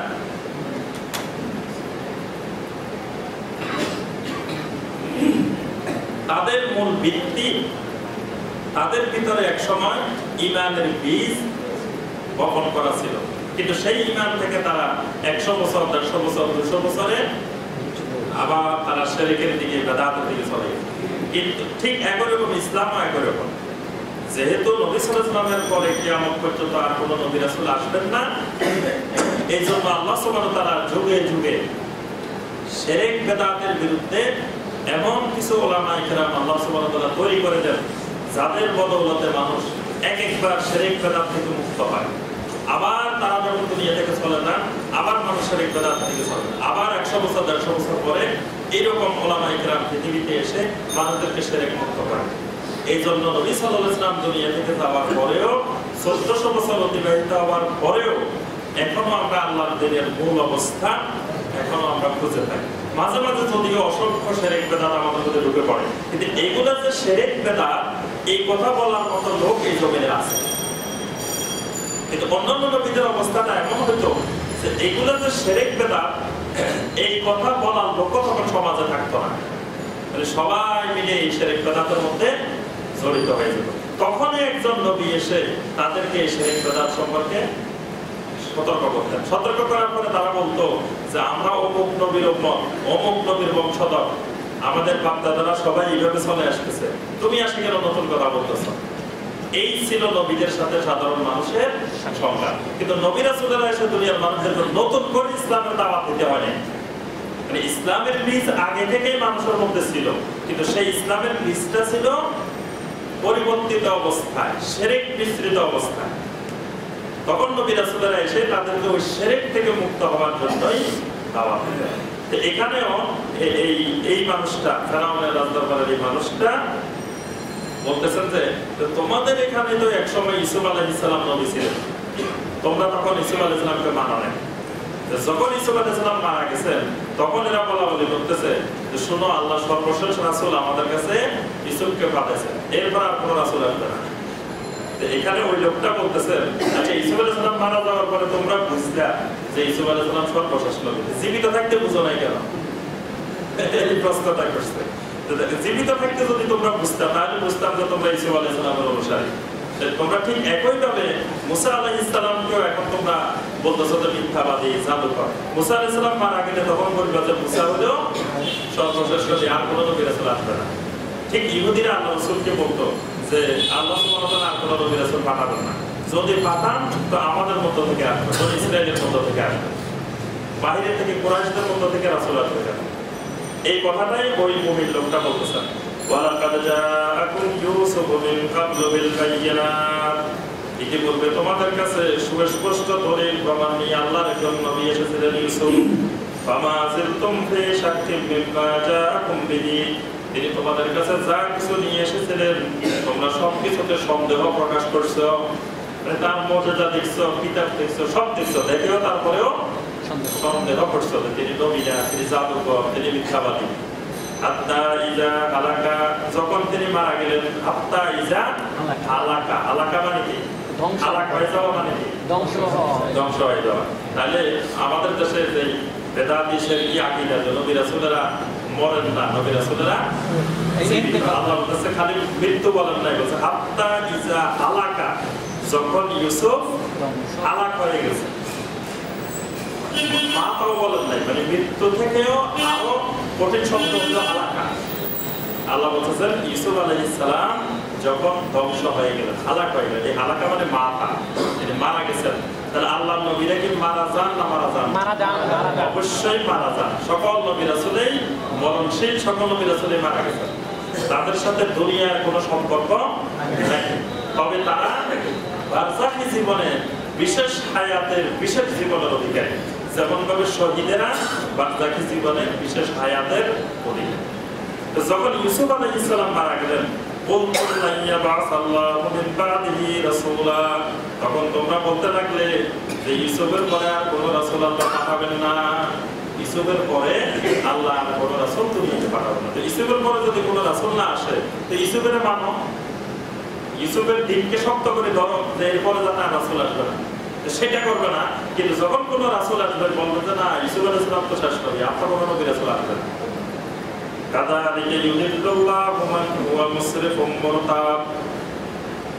ওই মুমিন লোকটা বলতেছেন এইভাবে আল্লাহ সুবহানাহু ওয়া তাআলা যারা মুশরিক, যারা সীমা লঙ্ঘন করে, বাড়াবাড়ি করে এবং যারা সন্দেহে নিপতিত হয়, এই সকল লোকদেরকে আল্লাহ গোমরাহ করে দেয়, মানে আল্লাহ এদেরকে হেদায়েত দান করেন। আল্লাযীনা ইউজাদিলুনা ফি আয়াতিল্লাহি বিগাইরি সুলতানিন আতাহুম, আর যে সমস্ত লোকেরা এখানে মুসরিফ আর মুরতাদ বলছেন আল্লাহ সুবহানাহু ওয়া তাআলা, এদেরকে আল্লাহ হেদায়েত দেন না। মুসরিফ মুরতাদ কারা? এরা হলো আল্লাযীনা ইউজাদিলুনা ফি আয়াতিল্লাহ, যারা আল্লাহর আয়াত নিয়ে তর্ক বিতর্ক করে, বিগাইরি সুলতানিন আতাহুম, তাদের কাছে যেই দলিল প্রমাণ আসে নাই, এরকম দলিল প্রমাণ বিহীন আল্লাহর আয়াত নিয়ে যারা ঝগড়া করে, দলিল প্রমাণ ছাড়া যারা আল্লাহর আয়াত নিয়ে ঝগড়া করে। বর্তমান সমাজে দেখবেন অনেকে আল্লাহর আয়াত নিয়ে ঝগড়া করে, মানে আল্লাহর আয়াতকে আল্লাহ রাসূল যেভাবে বুঝছেন তার থেকে বেশি বুঝে যায়। যেমন কোরআনে কারীমের মধ্যে আল্লাহ সুবহানাহু ওয়া তাআলা বলছেন ওয়াজকুর ইসমা রাব্বিকা ওয়া তাবাত্তাল ইলাইহি তাবদীলা। কোন সূরা? সূরা মুসাফফির। আল্লাহ বলেন ওয়াজকুর ইসমা রাব্বিকা, তোমার রবের নামে জিকির করো, ওয়া তাবাত্তাল ইলাইহি তাবদীলা, এবং ওই জিকিরের প্রতি তুমি সম্পূর্ণরূপে মনোনিবেশ করো। তোমার রবের নামে জিকির করো আর ওই জিকিরের প্রতি নিমগ্ন হয়ে যাও। তাহলে এই আয়াত নবী সাল্লাল্লাহু আলাইহি ওয়াসাল্লাম বুঝেন না? কি বলেন? আল্লাহ রাসূল কি আমল করেন না এই আয়াতের? অবশ্যই। আল্লাহ রাসূল আমল কিভাবে করতেন? আল্লাহ রাসূল কি আল্লাহর নাম, রবের নামে জিকির করতেন। রবের নাম আল্লাহ, এই জন্য আল্লাহ রাসূল কি বসে বসে আল্লাহ আল্লাহ আল্লাহ করছেন? তাহলে কি আল্লাহ রাসূল এই আয়াত বুঝেন নাই? বুঝতে পারছেন? নাকি বুঝে আবার আল্লাহ রাসূল আমল করেন না? কোনটা বলবেন? আল্লাহ রাসূল বুঝছেনও অনেক সময় আমলও করছেন। তাহলে এই আয়াত যদি রাসূলের থেকে আমরা বেশি বুঝি, অনেকে আমি জিজ্ঞেস করছি যে এই যে আল্লাহ আল্লাহ করেন, তারপর ওই দেখলাম স্যাটেলাইটে একজন বুজুর্গ বলতেছে যে কলমের ওষুধ, যে কলমের ওষুধ হলো আল্লাহ আল্লাহ, যে আপনি প্রথম, উনি বলতেছে যে আপনি প্রথম যখন তরিকায় আসবেন তখন বলবেন আল্লাহ আল্লাহ আল্লাহ, তারপরে কিছুদিন পরে বলবেন আপনি আল্লাহ আল্লাহ আল্লাহ আল্লাহ, তারপরে বলবেন তিনবার বলবেন আল্লাহ আল্লাহ আল্লাহ আল্লাহ লা ইলাহা ইল্লাহু। এইভাবে উনি সবক দিচ্ছেন। আচ্ছা, ওনার সব কিছু বুঝতাম যে এটা কলমের ওষুধ, এটা এমনি ধাক্কা দেন, এটা কলমের পরিষ্কার করেন, এটা এমনি করে সব কিছু করেন। এই কথাগুলোকে আল্লাহ রাসূল বুঝতেন। আল্লাহ রাসূল না বুঝতে আমি বুঝার দরকারটা কি? এই জিকির যে কলমের ওষুধ, এই ওষুধ যদি আল্লাহ রাসূল ব্যবহার না করেন, আমার আপনার ব্যবহারের দরকারটা কি? আমার আপনার কলম পরিষ্কার করার জন্য ওই ওষুধের দরকার কি? আল্লাহ রাসূল যে ওষুধ দিয়ে কলম পরিষ্কার করছেন সেই ওষুধ নিলেই তো হয়। সেটাই ইউনানি ওষুধ হোক, আদিবাসী ওষুধ হোক, অ্যালোপ্যাথি যেই ওষুধ হোক, আল্লাহ রাসূলের ওষুধই একমাত্র ওষুধ কলম পরিষ্কার করার জন্য। আল্লাহ রাসূল যে ওষুধ ব্যবহার করেন না সেই ওষুধ আমার আপনার ব্যবহার করা দরকার নেই। ওই ওষুধ ব্যবহার করাই গোমরাহি। ওইটা আমাকে আপনার কাছে দেখতে যত সুন্দর মনে হোক, দেখতে যত ভালো মনে হোক। এই জন্য যে এখানে কোরআনের আয়াত নিয়ে যারা দলিল বিহীন তর্ক বিতর্ক করে, মানে অনেকেই আয়াত দিয়ে দলিল দিয়ে বলে যে আল্লাহ তো কইছে ওয়াজকুর ইসমা রাব্বিকা, তোমার রবের নামে জিকির করো। তা আমি আল্লাহ আল্লাহ কইলাম, আল্লাহর নামে জিকির করলাম। এখন তোমার আল্লাহ আল্লাহ জিকির তো আগে দেখতে হবে যে কোরআনের আয়াত যার উপরে নাযিল হয়েছে তিনি এই আয়াত কিভাবে বুঝছেন, কিভাবে আমল করছেন। তিনি যদি এই আয়াতকে এইভাবে না বুঝেন, আমি তো এইভাবে বুঝা যাবে না। কথাটা বুঝতে পারছেন? তারপরে আরেকটা হলো ওয়াইজা কুরিয়াল কুরআনু ফাসতামিউ লাহু ওয়া আনসিতু লাআল্লাকুম তুরহামুন। বলেছেন আল্লাহ সুবহানাহু ওয়া তাআলা বলেছেন যখন কোরআন পাঠ করা হয় তখন তোমরা চুপ থাকো আর শোনো। তা আল্লাহ রাসূল বুঝেন নাই, যার উপরে নাযিল হয়েছে তিনি আয়াত বুঝেন নাই, তার থেকে কি আমরা আয়াত বেশি বুঝে গেছি? আয়াতের সমস্ত আয়াতের কোরআনের প্রত্যেকটা শব্দের প্রত্যেকটা হরফের ব্যাখ্যা মুহাম্মদ রাসূলুল্লাহ সাল্লাল্লাহু আলাইহি ওয়াসাল্লাম। আমাকে আপনাকে স্বাভাবিক অর্থ বুঝে কোরআন বোঝার আগে দেখতে হবে মুহাম্মদ রাসূলুল্লাহ সাল্লাল্লাহু আলাইহি ওয়াসাল্লাম এই আয়াতের আমল কিভাবে করছেন। এখন আল্লাহ রাসূল সাল্লাল্লাহু আলাইহি ওয়াসাল্লাম যেখানে স্পষ্ট বলতেছেন যে তোমরা আমার পিছনে কোন কোরআন পাঠ করবা না ইল্লা বিউম্মিল কোরআন, তবে সূরা আল-ফাতিহা পাঠ করবা। সূরা আল-ফাতিহা পাঠ করবা আর কোন সূরা কোন কিরাত পাঠ করবা না। এখন আল্লাহ রাসূল এবং এটা সহিহ হাদিস, একটা দুইটা না, অনেকগুলো হাদিস আছে। নবী সাল্লাল্লাহু আলাইহি ওয়াসাল্লামের পিছনে অনেক সাহাবী কোরআন তেলাওয়াত করতেছেন, মানে রাসূলের সূরা ফাতিহা পড়তেছেন আর আল্লাহ রাসূল যা তেলাওয়াত করতেছেন তারাও তেলাওয়াত করতেছেন। আল্লাহ রাসূল সাল্লাল্লাহু আলাইহি ওয়াসাল্লাম সালাম ফিরেই বললেন যে তোমরা আমার পিছনে কারা কারা তেলাওয়াত করছো? তখন সাহাবায়ে কেরাম ভয় পেয়ে গেলেন, বললেন যে ইয়া রাসূলুল্লাহ আমরা তেলাওয়াত করছি। আল্লাহ রাসূল বললেন তোমরা আমার পিছনে তেলাওয়াত কোরআন তেলাওয়াত করিও না, তবে ইল্লা বিউম্মিল কোরআন, সূরা আল-ফাতিহা তেলাওয়াত করো। কোরআনের মা, কোরআনের মূল সেটা তেলাওয়াত করো, আর বাকি কোরআন তেলাওয়াত করিও না। তাহলে রাসূল যেখানে সরাসরি বলতেছেন লা সালাতা ইল্লা বিফাতিহাতিল কিতাব, এখানে লা সালাতা লিল ইমাম ওয়াল মামুম, ইমাম মুক্তাদি কারো সালাত হবে না ইল্লা বিফাতিহাতিল কিতাব, ফাতিহাতুল কিতাব ছাড়া। তাহলে ওই আয়াত কি রাসূল বুঝেন না? যদি এখানে আরেকটা সূত্র জানতে হবে, যদি কোরআন কারীমের কোন আয়াতের বিপরীত নবীর আমল হয় তাহলে কোনটা গ্রহণযোগ্য হবে? কোরআন ধরবেন না রাসূলের আমল ধরবেন? রাসূলের আমল। রাসূলের আমল, রাসূলের আমল ধরতে হবে, কোরআন ধরতে হবে না। মানে কোরআনের এই অর্থ আমার আপনার কাছে রাসূল বেশি বুঝছেন। এজন্য রাসূলের কোন আমল যদি কোরআনের আয়াতের বিপরীত দেখা যায়, বুঝতে হবে যে কোরআনের আয়াতটা আমরা সঠিকভাবে বুঝি নাই, আল্লাহ রাসূল সঠিকভাবে বুঝছেন। এজন্য নবী সাল্লাল্লাহু আলাইহি ওয়াসাল্লাম আমল দেখতে হবে, কিভাবে তিনি আমল করছেন। এখানে এই আল্লাহর আয়াত নিয়ে তর্ক বিতর্ক করা যাবে না। আল্লাহর আয়াতের শাব্দিক অর্থ নিয়ে মানে তর্ক বিতর্ক করার ব্যাপারে আল্লাহ বলছেন আল্লাযীনা ইউজাদিলুনা ফি আয়াতিল্লাহি বিগাইরি সুলতানিন আতাহুম, তাদের কাছে যে দলিল প্রমাণ আসে নাই এমন দলিল প্রমাণ বিহীন আল্লাহর আয়াত নিয়ে যারা ঝগড়া করে তর্ক বিতর্ক করে, কাবুরা মাকতান ইনদাল্লাহি ওয়া ইনদাল্লাযীনা আমানু, এটা ঈমানদারদের কাছে এবং আল্লাহর কাছে বড় ধরনের অপরাধ। কাযালিকা ইয়াতবাউল্লাহু আলা কুল্লি কলবিন মুতাকাব্বিরিন জাব্বার, এইভাবে আল্লাহ সুবহানাহু ওয়া তাআলা প্রত্যেক অহংকারী স্বৈরাচারীর অন্তরের উপরে মোহর মেরে দেন, ছাপ লাগিয়ে দেন। এই অহংকারী এই স্বৈরাচারী এদের কলমগুলো কিন্তু ইমানদারের কলম, কিন্তু এই ইমানদারের কলমের উপরে যখন তারা আল্লাহর আয়াত নিয়ে বেশি বাড়াবাড়ি করে, এই অপরাধের কারণে আল্লাহ তাদের অন্তরে ছাপ লাগায়, মোহর লাগায়। এই মোহর লাগাই দেওয়ার কারণে তারা হেদায়েত পায়। তারা তখন ওই সহিহ হাদিস বাদ দিয়ে জাল হাদিসের আমল করতে থাকে, সহিহ হাদিস বাদ দিয়ে দুর্বল হাদিসের আমল করতে থাকে। স্পষ্ট জিনিস পাওয়ার পরেও সেটা আমল না করি আরেকটা আমল করতে থাকে। এর কারণ হলো ওই যে আল্লাহর আয়াত নিয়ে তর্ক বিতর্ক করার কারণে, আল্লাহর আয়াতকে রাসূলের থেকে বেশি বোঝার কারণে আল্লাহ তাদের অন্তরে মোহর মেরে দেন, ছাপ লাগাই দেন। তখন তারা হেদায়েত কোনটা সঠিক কোনটা এটা তারা বুঝতে। আরেকটা জিনিস হলো মাথার মধ্যে যদি আগে থেকে অনেক ধারণা, অনেক তাকলিদ, অন্ধ অনুকরণ মাথার মধ্যে ঢুকে রাখা হয়, এরা হেদায়েত পাবে না। কারণ এদের মাথায় তখন সঠিকভাবে কোনটা হক কোনটা বাতিল এটা নির্ণয় করতে পারবে না। সে তখন নিজের চোখ দিয়ে দেখবে না, ওই আরেক চোখ দিয়ে দেখবে। আরেক চোখ দিয়ে যখন কোরআন দেখবে, আরেক চোখ দিয়ে হাদিস দেখবে, তখন সে সঠিক হেদায়েতটা পাবে। এটাকে আল্লাহ সুবহানাহু ওয়া তাআলা বলতেছেন যে তাদের অন্তরের উপরে এইভাবে ছাপ লাগাই দেন, মোহর মেরে দেন। এই মোহরের কারণে তারা হেদায়েত পাবে। وقال فرعون يا هامان ابن لي صرحا لعلي أبلغ الأسباب এই লোকটার কথাবার্তা শুনে ফেরাউন এবার বলে উঠলো, ইয়া হামান, হে হামান, ইবনে লি সারহান, আমার জন্য একটা সিঁড়ি বানাও। ফেরাউন অহংকারের সাথে, দাম্ভিকতার সাথে ফেরাউন বলছে, ইবনে লি সারহান, আমার জন্য একটা সিঁড়ি বানাই নাও, একটা লিফট বানাই নাও। কি করবো আমি? লাআল্লি আবলুগুল আসবাব, যাতে আমি ওই রাস্তাগুলো পর্যন্ত পৌঁছে যেতে পারি। কোন রাস্তা? আসবাব আস-সামাওয়াত, আসমানের রাস্তাগুলা। আমি উপরের দিকে আমার জন্য কিছু সিঁড়ি তৈরি করো, যাতে আমি ওই সিঁড়িগুলা দিয়ে আসমানের রাস্তাগুলো পর্যন্ত পৌঁছে যেতে পারি। কেন সেখানে পৌঁছবো? আমি যেন মুসা আর ইলাকে দেখে আসতে পারি, উকি মেরে দেখে আসতে পারি। মানে ঠাট্টা করে বলতেছে এই কথা যে আমার যে মুসার ইলা। তাহলে এখানে আরো একটা দলিল এখানে আছে যে মুসা আলাইহিস সালামকে জিজ্ঞাসা করছে, তোমার আল্লাহ কোথায় থাকে? মুসা কোথায় বলছে? হ্যাঁ, উপরে। হ্যাঁ, আরশে থাকে।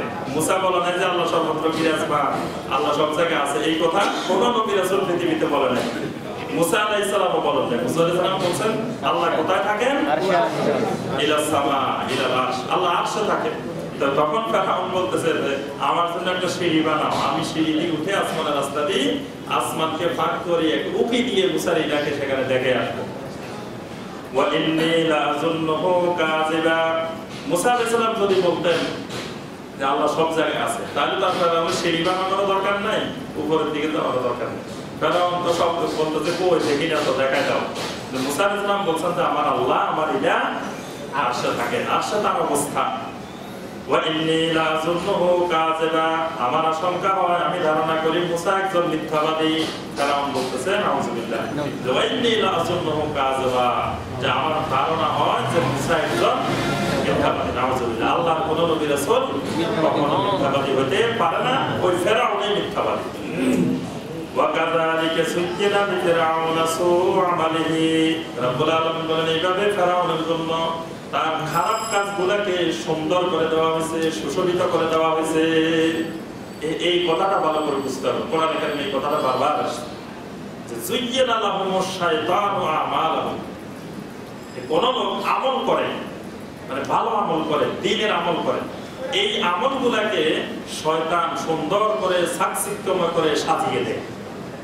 এই সাজিয়ে দেওয়ার ফলে সে এগুলাকে ইবাদত মনে করে, এগুলাকে উত্তম আমল মনে করে, উত্তম কাজ মনে করে। যেমন অনেক লোক দেখবেন সকাল সন্ধ্যা অনেক ওজিফা বানায় নেয়, ওজিফা বানায় এগুলো পড়ে। সে মনে করে যে এইগুলো পড়া অনেক ফজিলতের কাজ, অনেক সওয়াবের কাজ।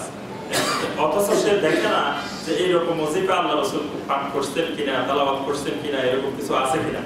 তারপরে দেখবেন যে অনেক জায়গায় আল্লাহর নাম দিয়ে, বিভিন্ন নাম দিয়ে, এই নাম এতবার পাঠ করলে এটা হয়, অতবার পাঠ করলে এই হয়, এই দূর হয়, এরকম করে এগুলো লেখা আছে না, অনেকে এইগুলো আমল করতে থাকে। তারপরে যে সালাম ফেরানোর পরে অনেকে দেখবেন যে হাত দিয়ে দিয়ে কি যেন বনে, এইভাবে মাথার মধ্যে হাত দিয়ে এইভাবে বনে, এরকম দেখছেন না? আমি কয়েকজনকে জিজ্ঞেস করছি, ভাই কি করতেছেন? তো বলে যে 7 বার যদি কাবিকিউ পড়া হয় তাহলে চোখের জ্যোতি বেড়ে যায়, স্মরণ শক্তি বেড়ে যায়। অনেকে দেখবেন যে এমন এমন করে ফু দিয়ে দিয়ে, অনেকে মাথায় হাত দেয়। মানে মাথায় হাত দিয়ে কেন? এতক্ষণ কি করলাম এই জন্য আফসোস করে, এতক্ষণ তো অনেক বেদাত করে ফেলছি আমাদের মধ্যে, এই জন্য সালাম মিলে আবার মাথা, আবার অনেকে গা মোছামুছি করে। এই সবগুলোই হলো বেদাত। তো এখানে এই যে কথাটা বলতেছিলাম যে এই আমলগুলোকে তার কাছে শয়তান সুন্দর করে দেয়। এগুলো দেখলে তার কাছে অনেক সুন্দর আমল, অনেক ভালো আমল মনে হয়, এবং এগুলোর বিরুদ্ধে কোনো কথা বলতে তখন বলে যে এত ভালো কাজ, এত সুন্দর কাজ, এগুলোর বিরুদ্ধে উনি কথা বলে। যেমন মিলাদের মতো সুন্দর আর কিছু আছে, কত সুন্দর সুন্দর গান গাওয়া হয় এখানে, এবং যাদের কণ্ঠ সুন্দর, সকল হুজুরে কত সুন্দর করে গান গায়। তারপরে এই গানের সাথে সাথে সবাই সুর মিলে মিলাই আরো কতগুলো গান গায়। তাহলে এত সুন্দর আমল, এটাকে শয়তান অনেক সুন্দর করে সুশোভিত করে দিচ্ছে। একবার যুয়্যিনা লাহুমুশ শাইতানু আমালাহুম, আল্লাহ সুবহানাহু ওয়া তাআলা বলতেছেন ফেরাউনের জন্য তার আমলগুলোকে সুন্দর করে দেওয়া হয়েছে, সুশোভিত করে দেওয়া। তাহলে ফেরাউনকে আমল করতো না, আমল করতো না, আমল করতো, আমল করতো। আল্লাহ আমলেই বলছে সু আমালিহি, যে ফেরাউনের আমল, সেই আমল গুলাকে আল্লাহ সুবহানাহু ওয়া তাআলা সুশোভিত করে দিয়েছে।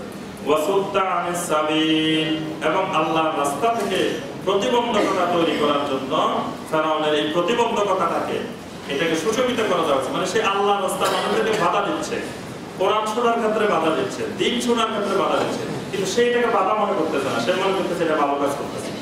ওয়ামা কাইদু ফিরাউনা ইল্লা ফি তাবাব। রব্বুল আলামিন বলেন ফিরাউনের সকল ষড়যন্ত্র কোন প্রকার ধ্বংস বয়ে আনতে পারবে না, মানে এগুলা মানে খামাখা পরিশ্রম, সাধারণ পরিশ্রম ছাড়া ফিরাউনের এই সকল ষড়যন্ত্র আর কোনো কাজে আসবে না। ওয়াকালাল্লাযী আমানা ইয়া কওমি ইত্তাবিউনি আহদিকুম সাবিলার রাশাদ।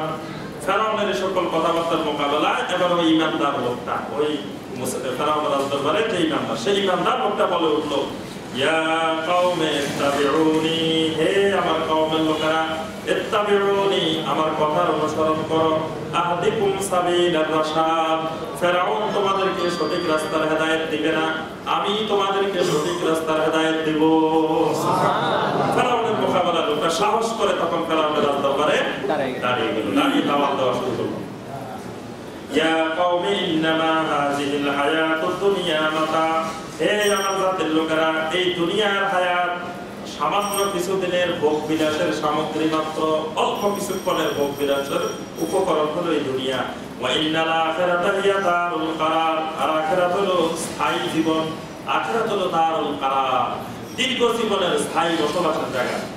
মান আমিলা সাইয়্যাতান ফালা ইউজা ইল্লা মিসলাহা, কোন ব্যক্তি যদি খারাপ আমল করে, খারাপ কাজ করে, ওই খারাপ কাজের প্রতিদান আল্লাহ তাদেরকে ওই পরিমাণেই দিবেন। ওয়ামান আমিলা সালিহান, আর কেউ যদি নেক আমল করে, মিন যাকারিন আও উনসা, সে পুরুষ হোক আর নারী হোক, ওয়া হুয়া মুমিনুন, শর্ত হলো সেই মুমিন হইতে হবে।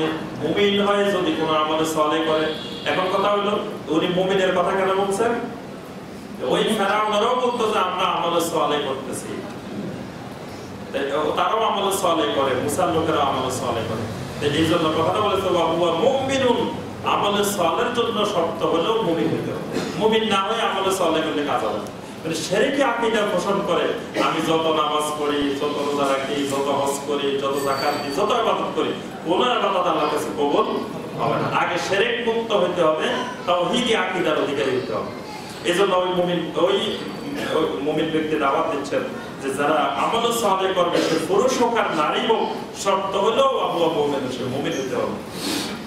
ফাউলাইকা ইয়াদখুলুনাল জান্নাহ, এই সকল লোককে আল্লাহ সুবহানাহু ওয়া তাআলা জান্নাতে ঢুকাবেন। সুবহানাল্লাহ, জান্নাতে যাবেন। ইউরযাকুনা ফিহা বিগাইরি হিসাব, আর ওই জান্নাতের ভিতরে আল্লাহ সুবহানাহু ওয়া তাআলা অসংখ্য রিজিক তাদেরকে প্রদান করবেন বিনা হিসাবে, হিসাববিহীন ভাবে আল্লাহ সুবহানাহু ওয়া তাআলা তাদেরকে জান্নাতে রিজিক দিবেন। ওয়া ইয়া কওমি মা লি আদউকুম ইলান নাজাত ওয়া তাদউনানি ইলান নার, ও আমার কওমের লোকেরা, তোমাদের কি হলো? আমি তোমাদেরকে দাওয়াত দিচ্ছি নাজাতের দিকে, আর তোমরা আমাকে দাওয়াত দিচ্ছ জাহান্নামের দিকে। তাহলে দুটোই দাওয়াত। ওই মুমিন যেটা দাওয়াত দিচ্ছে সেটাও দাওয়াত, ওই ফিরাউনের লোকেরা যেটা দিচ্ছে সেটাও দাওয়াত। দুটাকে ওই লোক বলছে যে আমি তোমাদেরকে দাওয়াত দিচ্ছি নাজাতের দিকে, মুক্তির দিকে, আর তোমরা আমাকে দাওয়াত দিচ্ছ জাহান্নামের দিকে। তাদউনানি লিআকফুরা বিল্লাহি ওয়া উশরিকা বিহি, তোমরা আমাকে দাওয়াত দিচ্ছ আল্লাহর প্রতি কুফরি করার জন্য, আল্লাহর সাথে শিরক করার জন্য। মা লাইসা লি বিহি ইলমুন, যে বিষয়ে আমার কোনো সঠিক জ্ঞান নাই, অর্থাৎ আল্লাহর সাথে যে আমি শিরক করব এই বিষয়ের কোনো দলিল প্রমাণ জ্ঞান আমার কাছে নাই। ওয়া আনা আদউকুম ইলাল আজিজিল গাফফার, আর আমি তোমাদেরকে দাওয়াত দিচ্ছি মহা পরাক্রমশালী, মহা ক্ষমাশীল আল্লাহ সুবহানাহু ওয়া তাআলার দিকে। আমি তোমাদেরকে দাওয়াত দিচ্ছি মহা ক্ষমাশীল, মহা পরাক্রমশালী, মহান ক্ষমতার অধিকারী আল্লাহর দিকে। লা জারামা আন্নামা তাদউনানি ইলাইহি লাইসা লাহু দাওয়াতুন ফিদ দুনিয়া ওয়ালা ফিল আখিরাহ, কোনো সন্দেহ নাই তোমরা আমাকে যেদিকে দাওয়াত দিচ্ছ, লাইসা লাহু দাওয়াতুন ফিদ দুনিয়া ওয়ালা ফিল আখিরাহ, এই দাওয়াতের কোনো প্রতিফল দুনিয়াতেও নাই, আখিরাতেও নাই। ওয়া আন্না মারাদ্দানা ইলাল্লাহ, আর আমাদের সবাইকে ফিরে যেতে হবে ওই আল্লাহর দিকে। ওয়া আন্নাল মুসরিফিনা হুম আসহাবুন নার, এবং যারা আল্লাহর দ্বীন নিয়ে বাড়াবাড়ি করে তারা জাহান্নামের অধিবাসী হবে। ফাসাতাযকুরুনা মা আকুলু লাকুম, এই দাওয়াতগুলো যখন তিনি উপস্থাপন করলেন পুরা রাজদরবারের সব মানুষগুলা এই লোকের উপরে খেপে গেল, সবাই দৌড়ায় তার দিকে গেল। ফেরাউনের রাজদরবারে থাকি আবার মুসার পক্ষে কথা বলে, মুসার অনুসারী লোক। তখন তিনি তাদেরকে লক্ষ্য করে বলছেন, ফাসাতাযকুরুনা মা আকুলু লাকুম, আমার জাতির লোকেরা আমি তোমাদেরকে যা কিছু বললাম এই অতি অল্প সময়ের পরে আমার কথা স্মরণ করবা, মানে এখনো তো আমারে মেরে ফেলবা, আমাকে এখান থেকে বিতাড়িত করবা, আমাকে অনেক কিছু করবা, কিন্তু কিছুক্ষণ পরে আমার এই কথা তোমাদের মনে হবে। এই কিছুক্ষণ পরে মানে তোমাদের মৃত্যু যখন আসবে তখন আমার কথা মনে হবে। আবার তোমাদের উপর আল্লাহর আযাব যখন আসবে, ওই যে সাগরের মধ্যে যখন ডুববা, তখনও আমার এই কথাগুলো তোমাদের মনে হবে। وَأُفَوِّضُ أَمْرِي إِلَى اللَّهِ إِنَّ اللَّهَ بَصِيرٌ بِالْعِبَادِ। এই কথাটা কখন বলছেন? যখন ফেরাউনের রাজদরবারের লোকেরা দৌড়ায় এসে তাকে আক্রমণ করলো এবং তাকে মেরে ফেলতে যাচ্ছে, এই তখনই তিনি চিৎকার দিয়ে বলছেন, ওয়াউফাউযু আমরি ইলাল্লাহ, আমার সকল ব্যাপার আমি আমার আল্লাহর কাছে সুপর্দ করলাম। ইন্নাল্লাহা বাসীরুম বিল ইবাদ, আর সেই আল্লাহ অবশ্যই সকল বান্দাদের সকল অবস্থা তিনি দেখেন।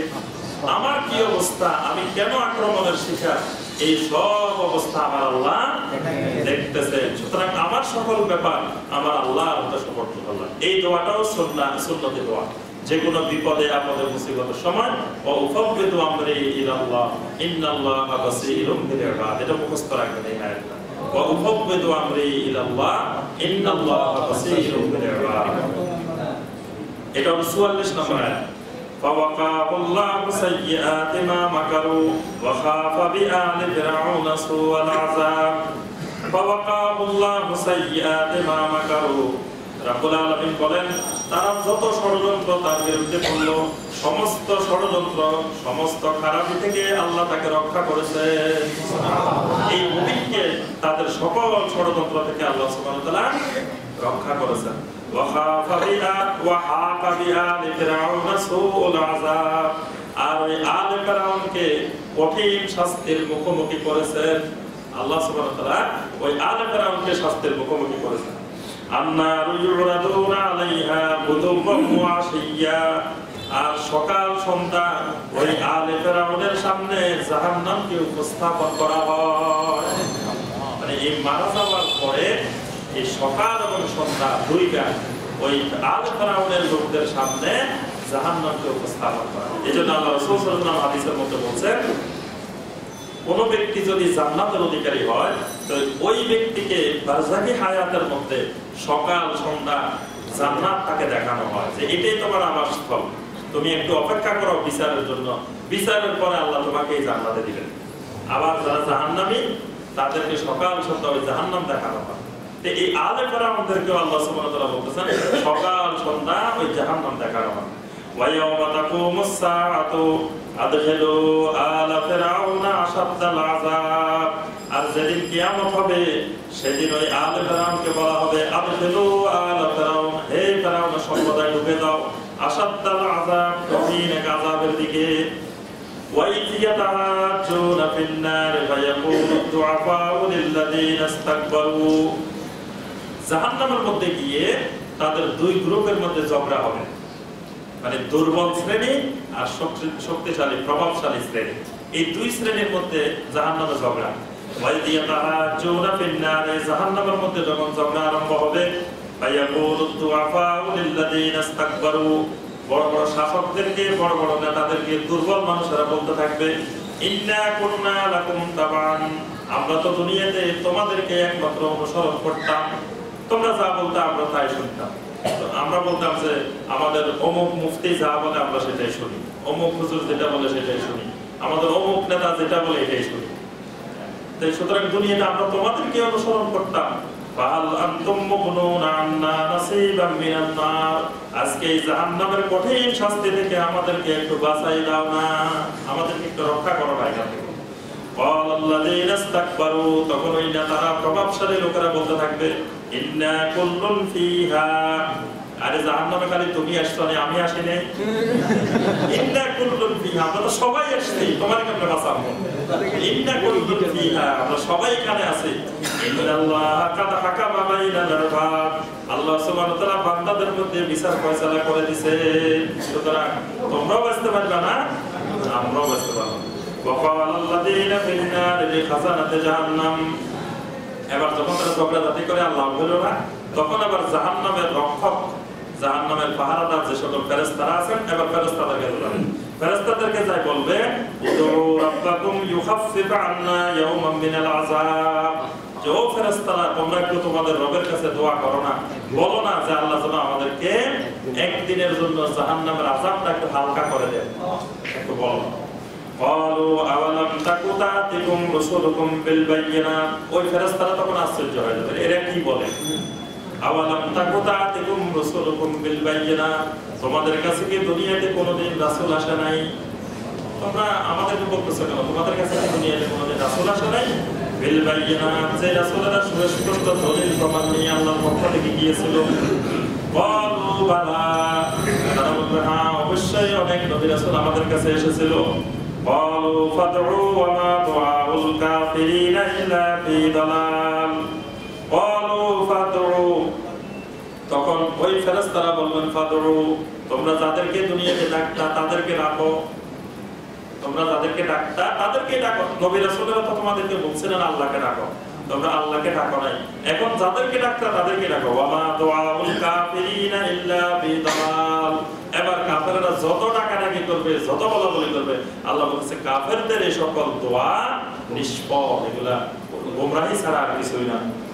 ইন্না লানানসুরু রুসুলানা ওয়াল্লাযীনা আমানু ফিল হায়াতিদ দুনিয়া ওয়া ইয়াওমা ইয়াকুমুল আশহাদ, রাব্বুল আলামিন বলেন আমি আমার রাসূলদেরকে অবশ্যই সাহায্য করব। এবার আল্লাহ রাসূলকে লক্ষ্য করে আল্লাহ বলেন ইন্না লানানসুরু রুসুলানা, হে রাসূল অবশ্যই আমি আমার সকল রাসূলকে সাহায্য করব। ওয়াল্লাযীনা আমানু, এবং সাথে সাথে ঈমানদারদেরকে আমি আল্লাহ সাহায্য করব। ফিল হায়াতিদ দুনিয়া, দুনিয়ার জীবনেও সাহায্য করব। ওয়া ইয়াওমা ইয়াকুমুল আশহাদ, কিয়ামতের দিন সাক্ষ্য দেবার দিনও আমি সাহায্য করব। সাক্ষ্য দেবার দিন হলো কিয়ামতের দিন, সেই দিন আল্লাহ রাসূলেরা সাক্ষ্য দিবেন, ঈমানদাররাও সেদিন সাক্ষ্য দিবেন। আল্লাহ বলেন সেই দিনও আমি তাদেরকে সাহায্য করব। ইয়াওমা লা ইয়ানফাউয যালিমুনা মাযরাতুহুম, যেদিন জালেমদের কোনো ওজর আপত্তি গ্রহণ করা হবে না, সেদিন কোনো ওজর আপত্তি গ্রহণ করা হবে না। আল্লাহ আমরা তো লেখাপড়া জানতাম না, মূর্খ মানুষ ছিলাম, কিছু জানতাম না, এই আমাদের হুজুরেরা যা করতো তা মানতে, আল্লাহ মাফ করে দাও, এই ওজর খাটবে না সেদিন। কারণ আপনাকে যদি ওই 500 টাকার নোটের যদি আমি 100 টাকার নোট করে চালানো যায় না, তারপরে 1000 টাকার নোট যদি দিয়ে আপনি লেখাপড়া জানেন না, যে আমি চিনি না, এই কথা কোনো দিন কেউ বলে? ওইগুলা সব ছিলেন, জমির দলিল পত্র সব ছিলেন, দুনিয়ার যা দরকার সব ছিলেন, খালি ছিলেন না কি কোরআন ছিলেন না, দ্বীনের কথা বললে আমি তো মূর্খ মানুষ, কিছু জানি না। জানেন না কেন? সব জানেন দুনিয়া, এটা জানেন না কেন? আমাদের সাথে কিছু মুরব্বী হজে গেছে ঘুরে ঘুরে, আমি বলি যে তাও আপনার সময় কি কি দোয়া পড়েন কিছু জানেন? তারপরে সাইড মধ্যে কি পড়েন, অমুক জায়গায় কি বলেন, মূর্খ মানুষ কিছু জানেন না। আমি বলেছি কিছু জানেন না, হজে আসছেন কেন? আগে ওগুলো শিখে বাংলাদেশ থেকে 1 মাস পড়াশোনা করে ওগুলো শিখে হজে কি কি করতে হবে এই নিয়ম কানুন তারপরে আসছিলাম। সারা জীবন চলে গেছে, 70 বছর 80 বছর হয়ে গেছে, এখন আসে বলে হুজুর কিছু জানে না, মূর্খ মানুষ। বললাম যে এই কথা বলতে কাজ হবে না, আপনি কিছু জানেন না কেন? আপনাকে কোনোদিন 1 টাকা কেউ ঠকাইতে পারছে? কেউ জমির দলিল একটা ঠকাইতে পারছে? সেখানে তো বলেন না যে আমি তো লেখাপড়া জানি না, এই জন্য আমি তো 100 টাকার মতো চিনি না, 500 টাকার মতো চিনি না, এই কথা তো কোনোদিন বলেন না। দুনিয়ার সবকিছু ঠিক মতো ছিলেন, কিন্তু আল্লাহর দ্বীন সঠিক কোনটা, হেদায়েত কোনটা, সঠিক রাস্তা কোনটা, এইটার সময় বলে যে আমি কিছু চিনি না। হুজুরেরা জানেন, ইমাম সাহেবেরা জানে, মুফতি সাহেবেরা, তো ওনারা জানবে কেন, আপনি জানবেন না কেন? আপনার যে দীর্ঘ জীবন 70 বছর 80 বছর আল্লাহ হায়াত দিচ্ছেন, এই হায়াতের হিসাব কি আল্লাহর কাছে দিতে হবে না? এই দীর্ঘ হায়াত আপনি কি করছেন আল্লাহ দিন জানেন না কেন? যে আপনি বিয়ে করছেন, বিয়ের মাসালা জানেন না, বিয়ে সম্পর্কে খালি মুফতি সাহেবের কাছে দৌড়া যে এটা তালাক হবে কিনা, এটাই হবে কিনা, বিষয় হবে কিনা। বিয়ে করার সাথে সাথে আপনার উপরে ফরজে আইন বিয়ে সংশ্লিষ্ট যত জ্ঞান দরকার এই জ্ঞান আপনাকে অর্জন করতে হবে, জানতে হবে কিভাবে তালাক দিবেন, কেমনে দিবেন, না দিবেন, এই সব নিয়ম কেন জানতে হবে। না জেনে যদি বলতো আমি তো কিছু জানতাম না, রাগের খেলা তালাক দিয়ে দিছি, রাগের খেলা কিছু পারেন না, আপনি তালাক দিয়ে দেন কেন? আর রাগের তালাক তো রাগের খেলাই হবে। তালাক কি কেউ আরামে আরামে হাসতে হাসতে কেউ তালাক দেয়? তালাক তো হবেই রাগের খেলায়। রাগের তলায় আপনি গাছ একটা কেটে দিলেন, বড় যদি কথা আমি তো গাছটা রাগের তলায় কেটে দিছি, এখন একটু জোড়া লাগে, জোড়া লাগবে। এই জন্য ফুকাহায়ে বলছেন রাগের তলায় তালাক দিলে অবশ্যই তালাক হবে এবং তার গুণও হবে, দুইটাই শাস্তি হবে। এবং ইসলামিক খেলাফত থাকলে তাকে শাস্তিও দেওয়া হবে, তালাকও হবে প্লাস তার শাস্তি হবে। সে কেন আল্লাহর বিধানকে হাসি তামাশার প্রস্তুতে পরিণত করছে, আল্লাহর দিনকে কেন সে ঠাট্টার জায়গায় নিয়ে গেছে, এই জন্য তার শাস্তি হবে, পাশাপাশি তালাকও হবে। রাগের কথা আপনি আর কিছু পারেন না, খালি তালাক পারেন। এই জন্য এখানে আল্লাহ সুবহানাহু ওয়া তাআলা যে কথাটা বলছেন, ইয়াউমা লা ইয়ানফাউ যালিমিনা মাযলাতুহুম, কিয়ামতের ময়দানে জালিমদের কোনো ওযর আপত্তি আল্লাহর কাছে গ্রহণযোগ্য হবে না। ওয়ালা হুমুল লানা, তাদের জন্য আল্লাহর লানত, ওয়ালা হুম সুউদ দার, এবং তাদের জন্য খারাপ নিকৃষ্ট আবাসস্থল। আজকে এই পর্যন্তই কোরআন কারীমের তাফসীর। আল্লাহ সুবহানাহু ওয়া তাআলা আমাদের সবাইকে এই আয়াতে কারিমাগুলোর আলোকে আমল করার তৌফিক দান করুন। রব্বুল আলামিন আমাদের সবাইকে আল্লাহর দ্বীনকে সঠিকভাবে জানা বুঝার তৌফিক দান করুন। সঠিকভাবে সহিহ আকীদার ভিত্তিতে শিরক বিদআত মুক্ত হয়ে তাওহীদ এবং সুন্নাহর ভিত্তিতে আমাদেরকে আমল করার তৌফিক দান করুন। আমিন ইয়া রাব্বাল আলামিন। আসসালামু আলাইকুম ওয়া রাহমাতুল্লাহ। অল্প সময়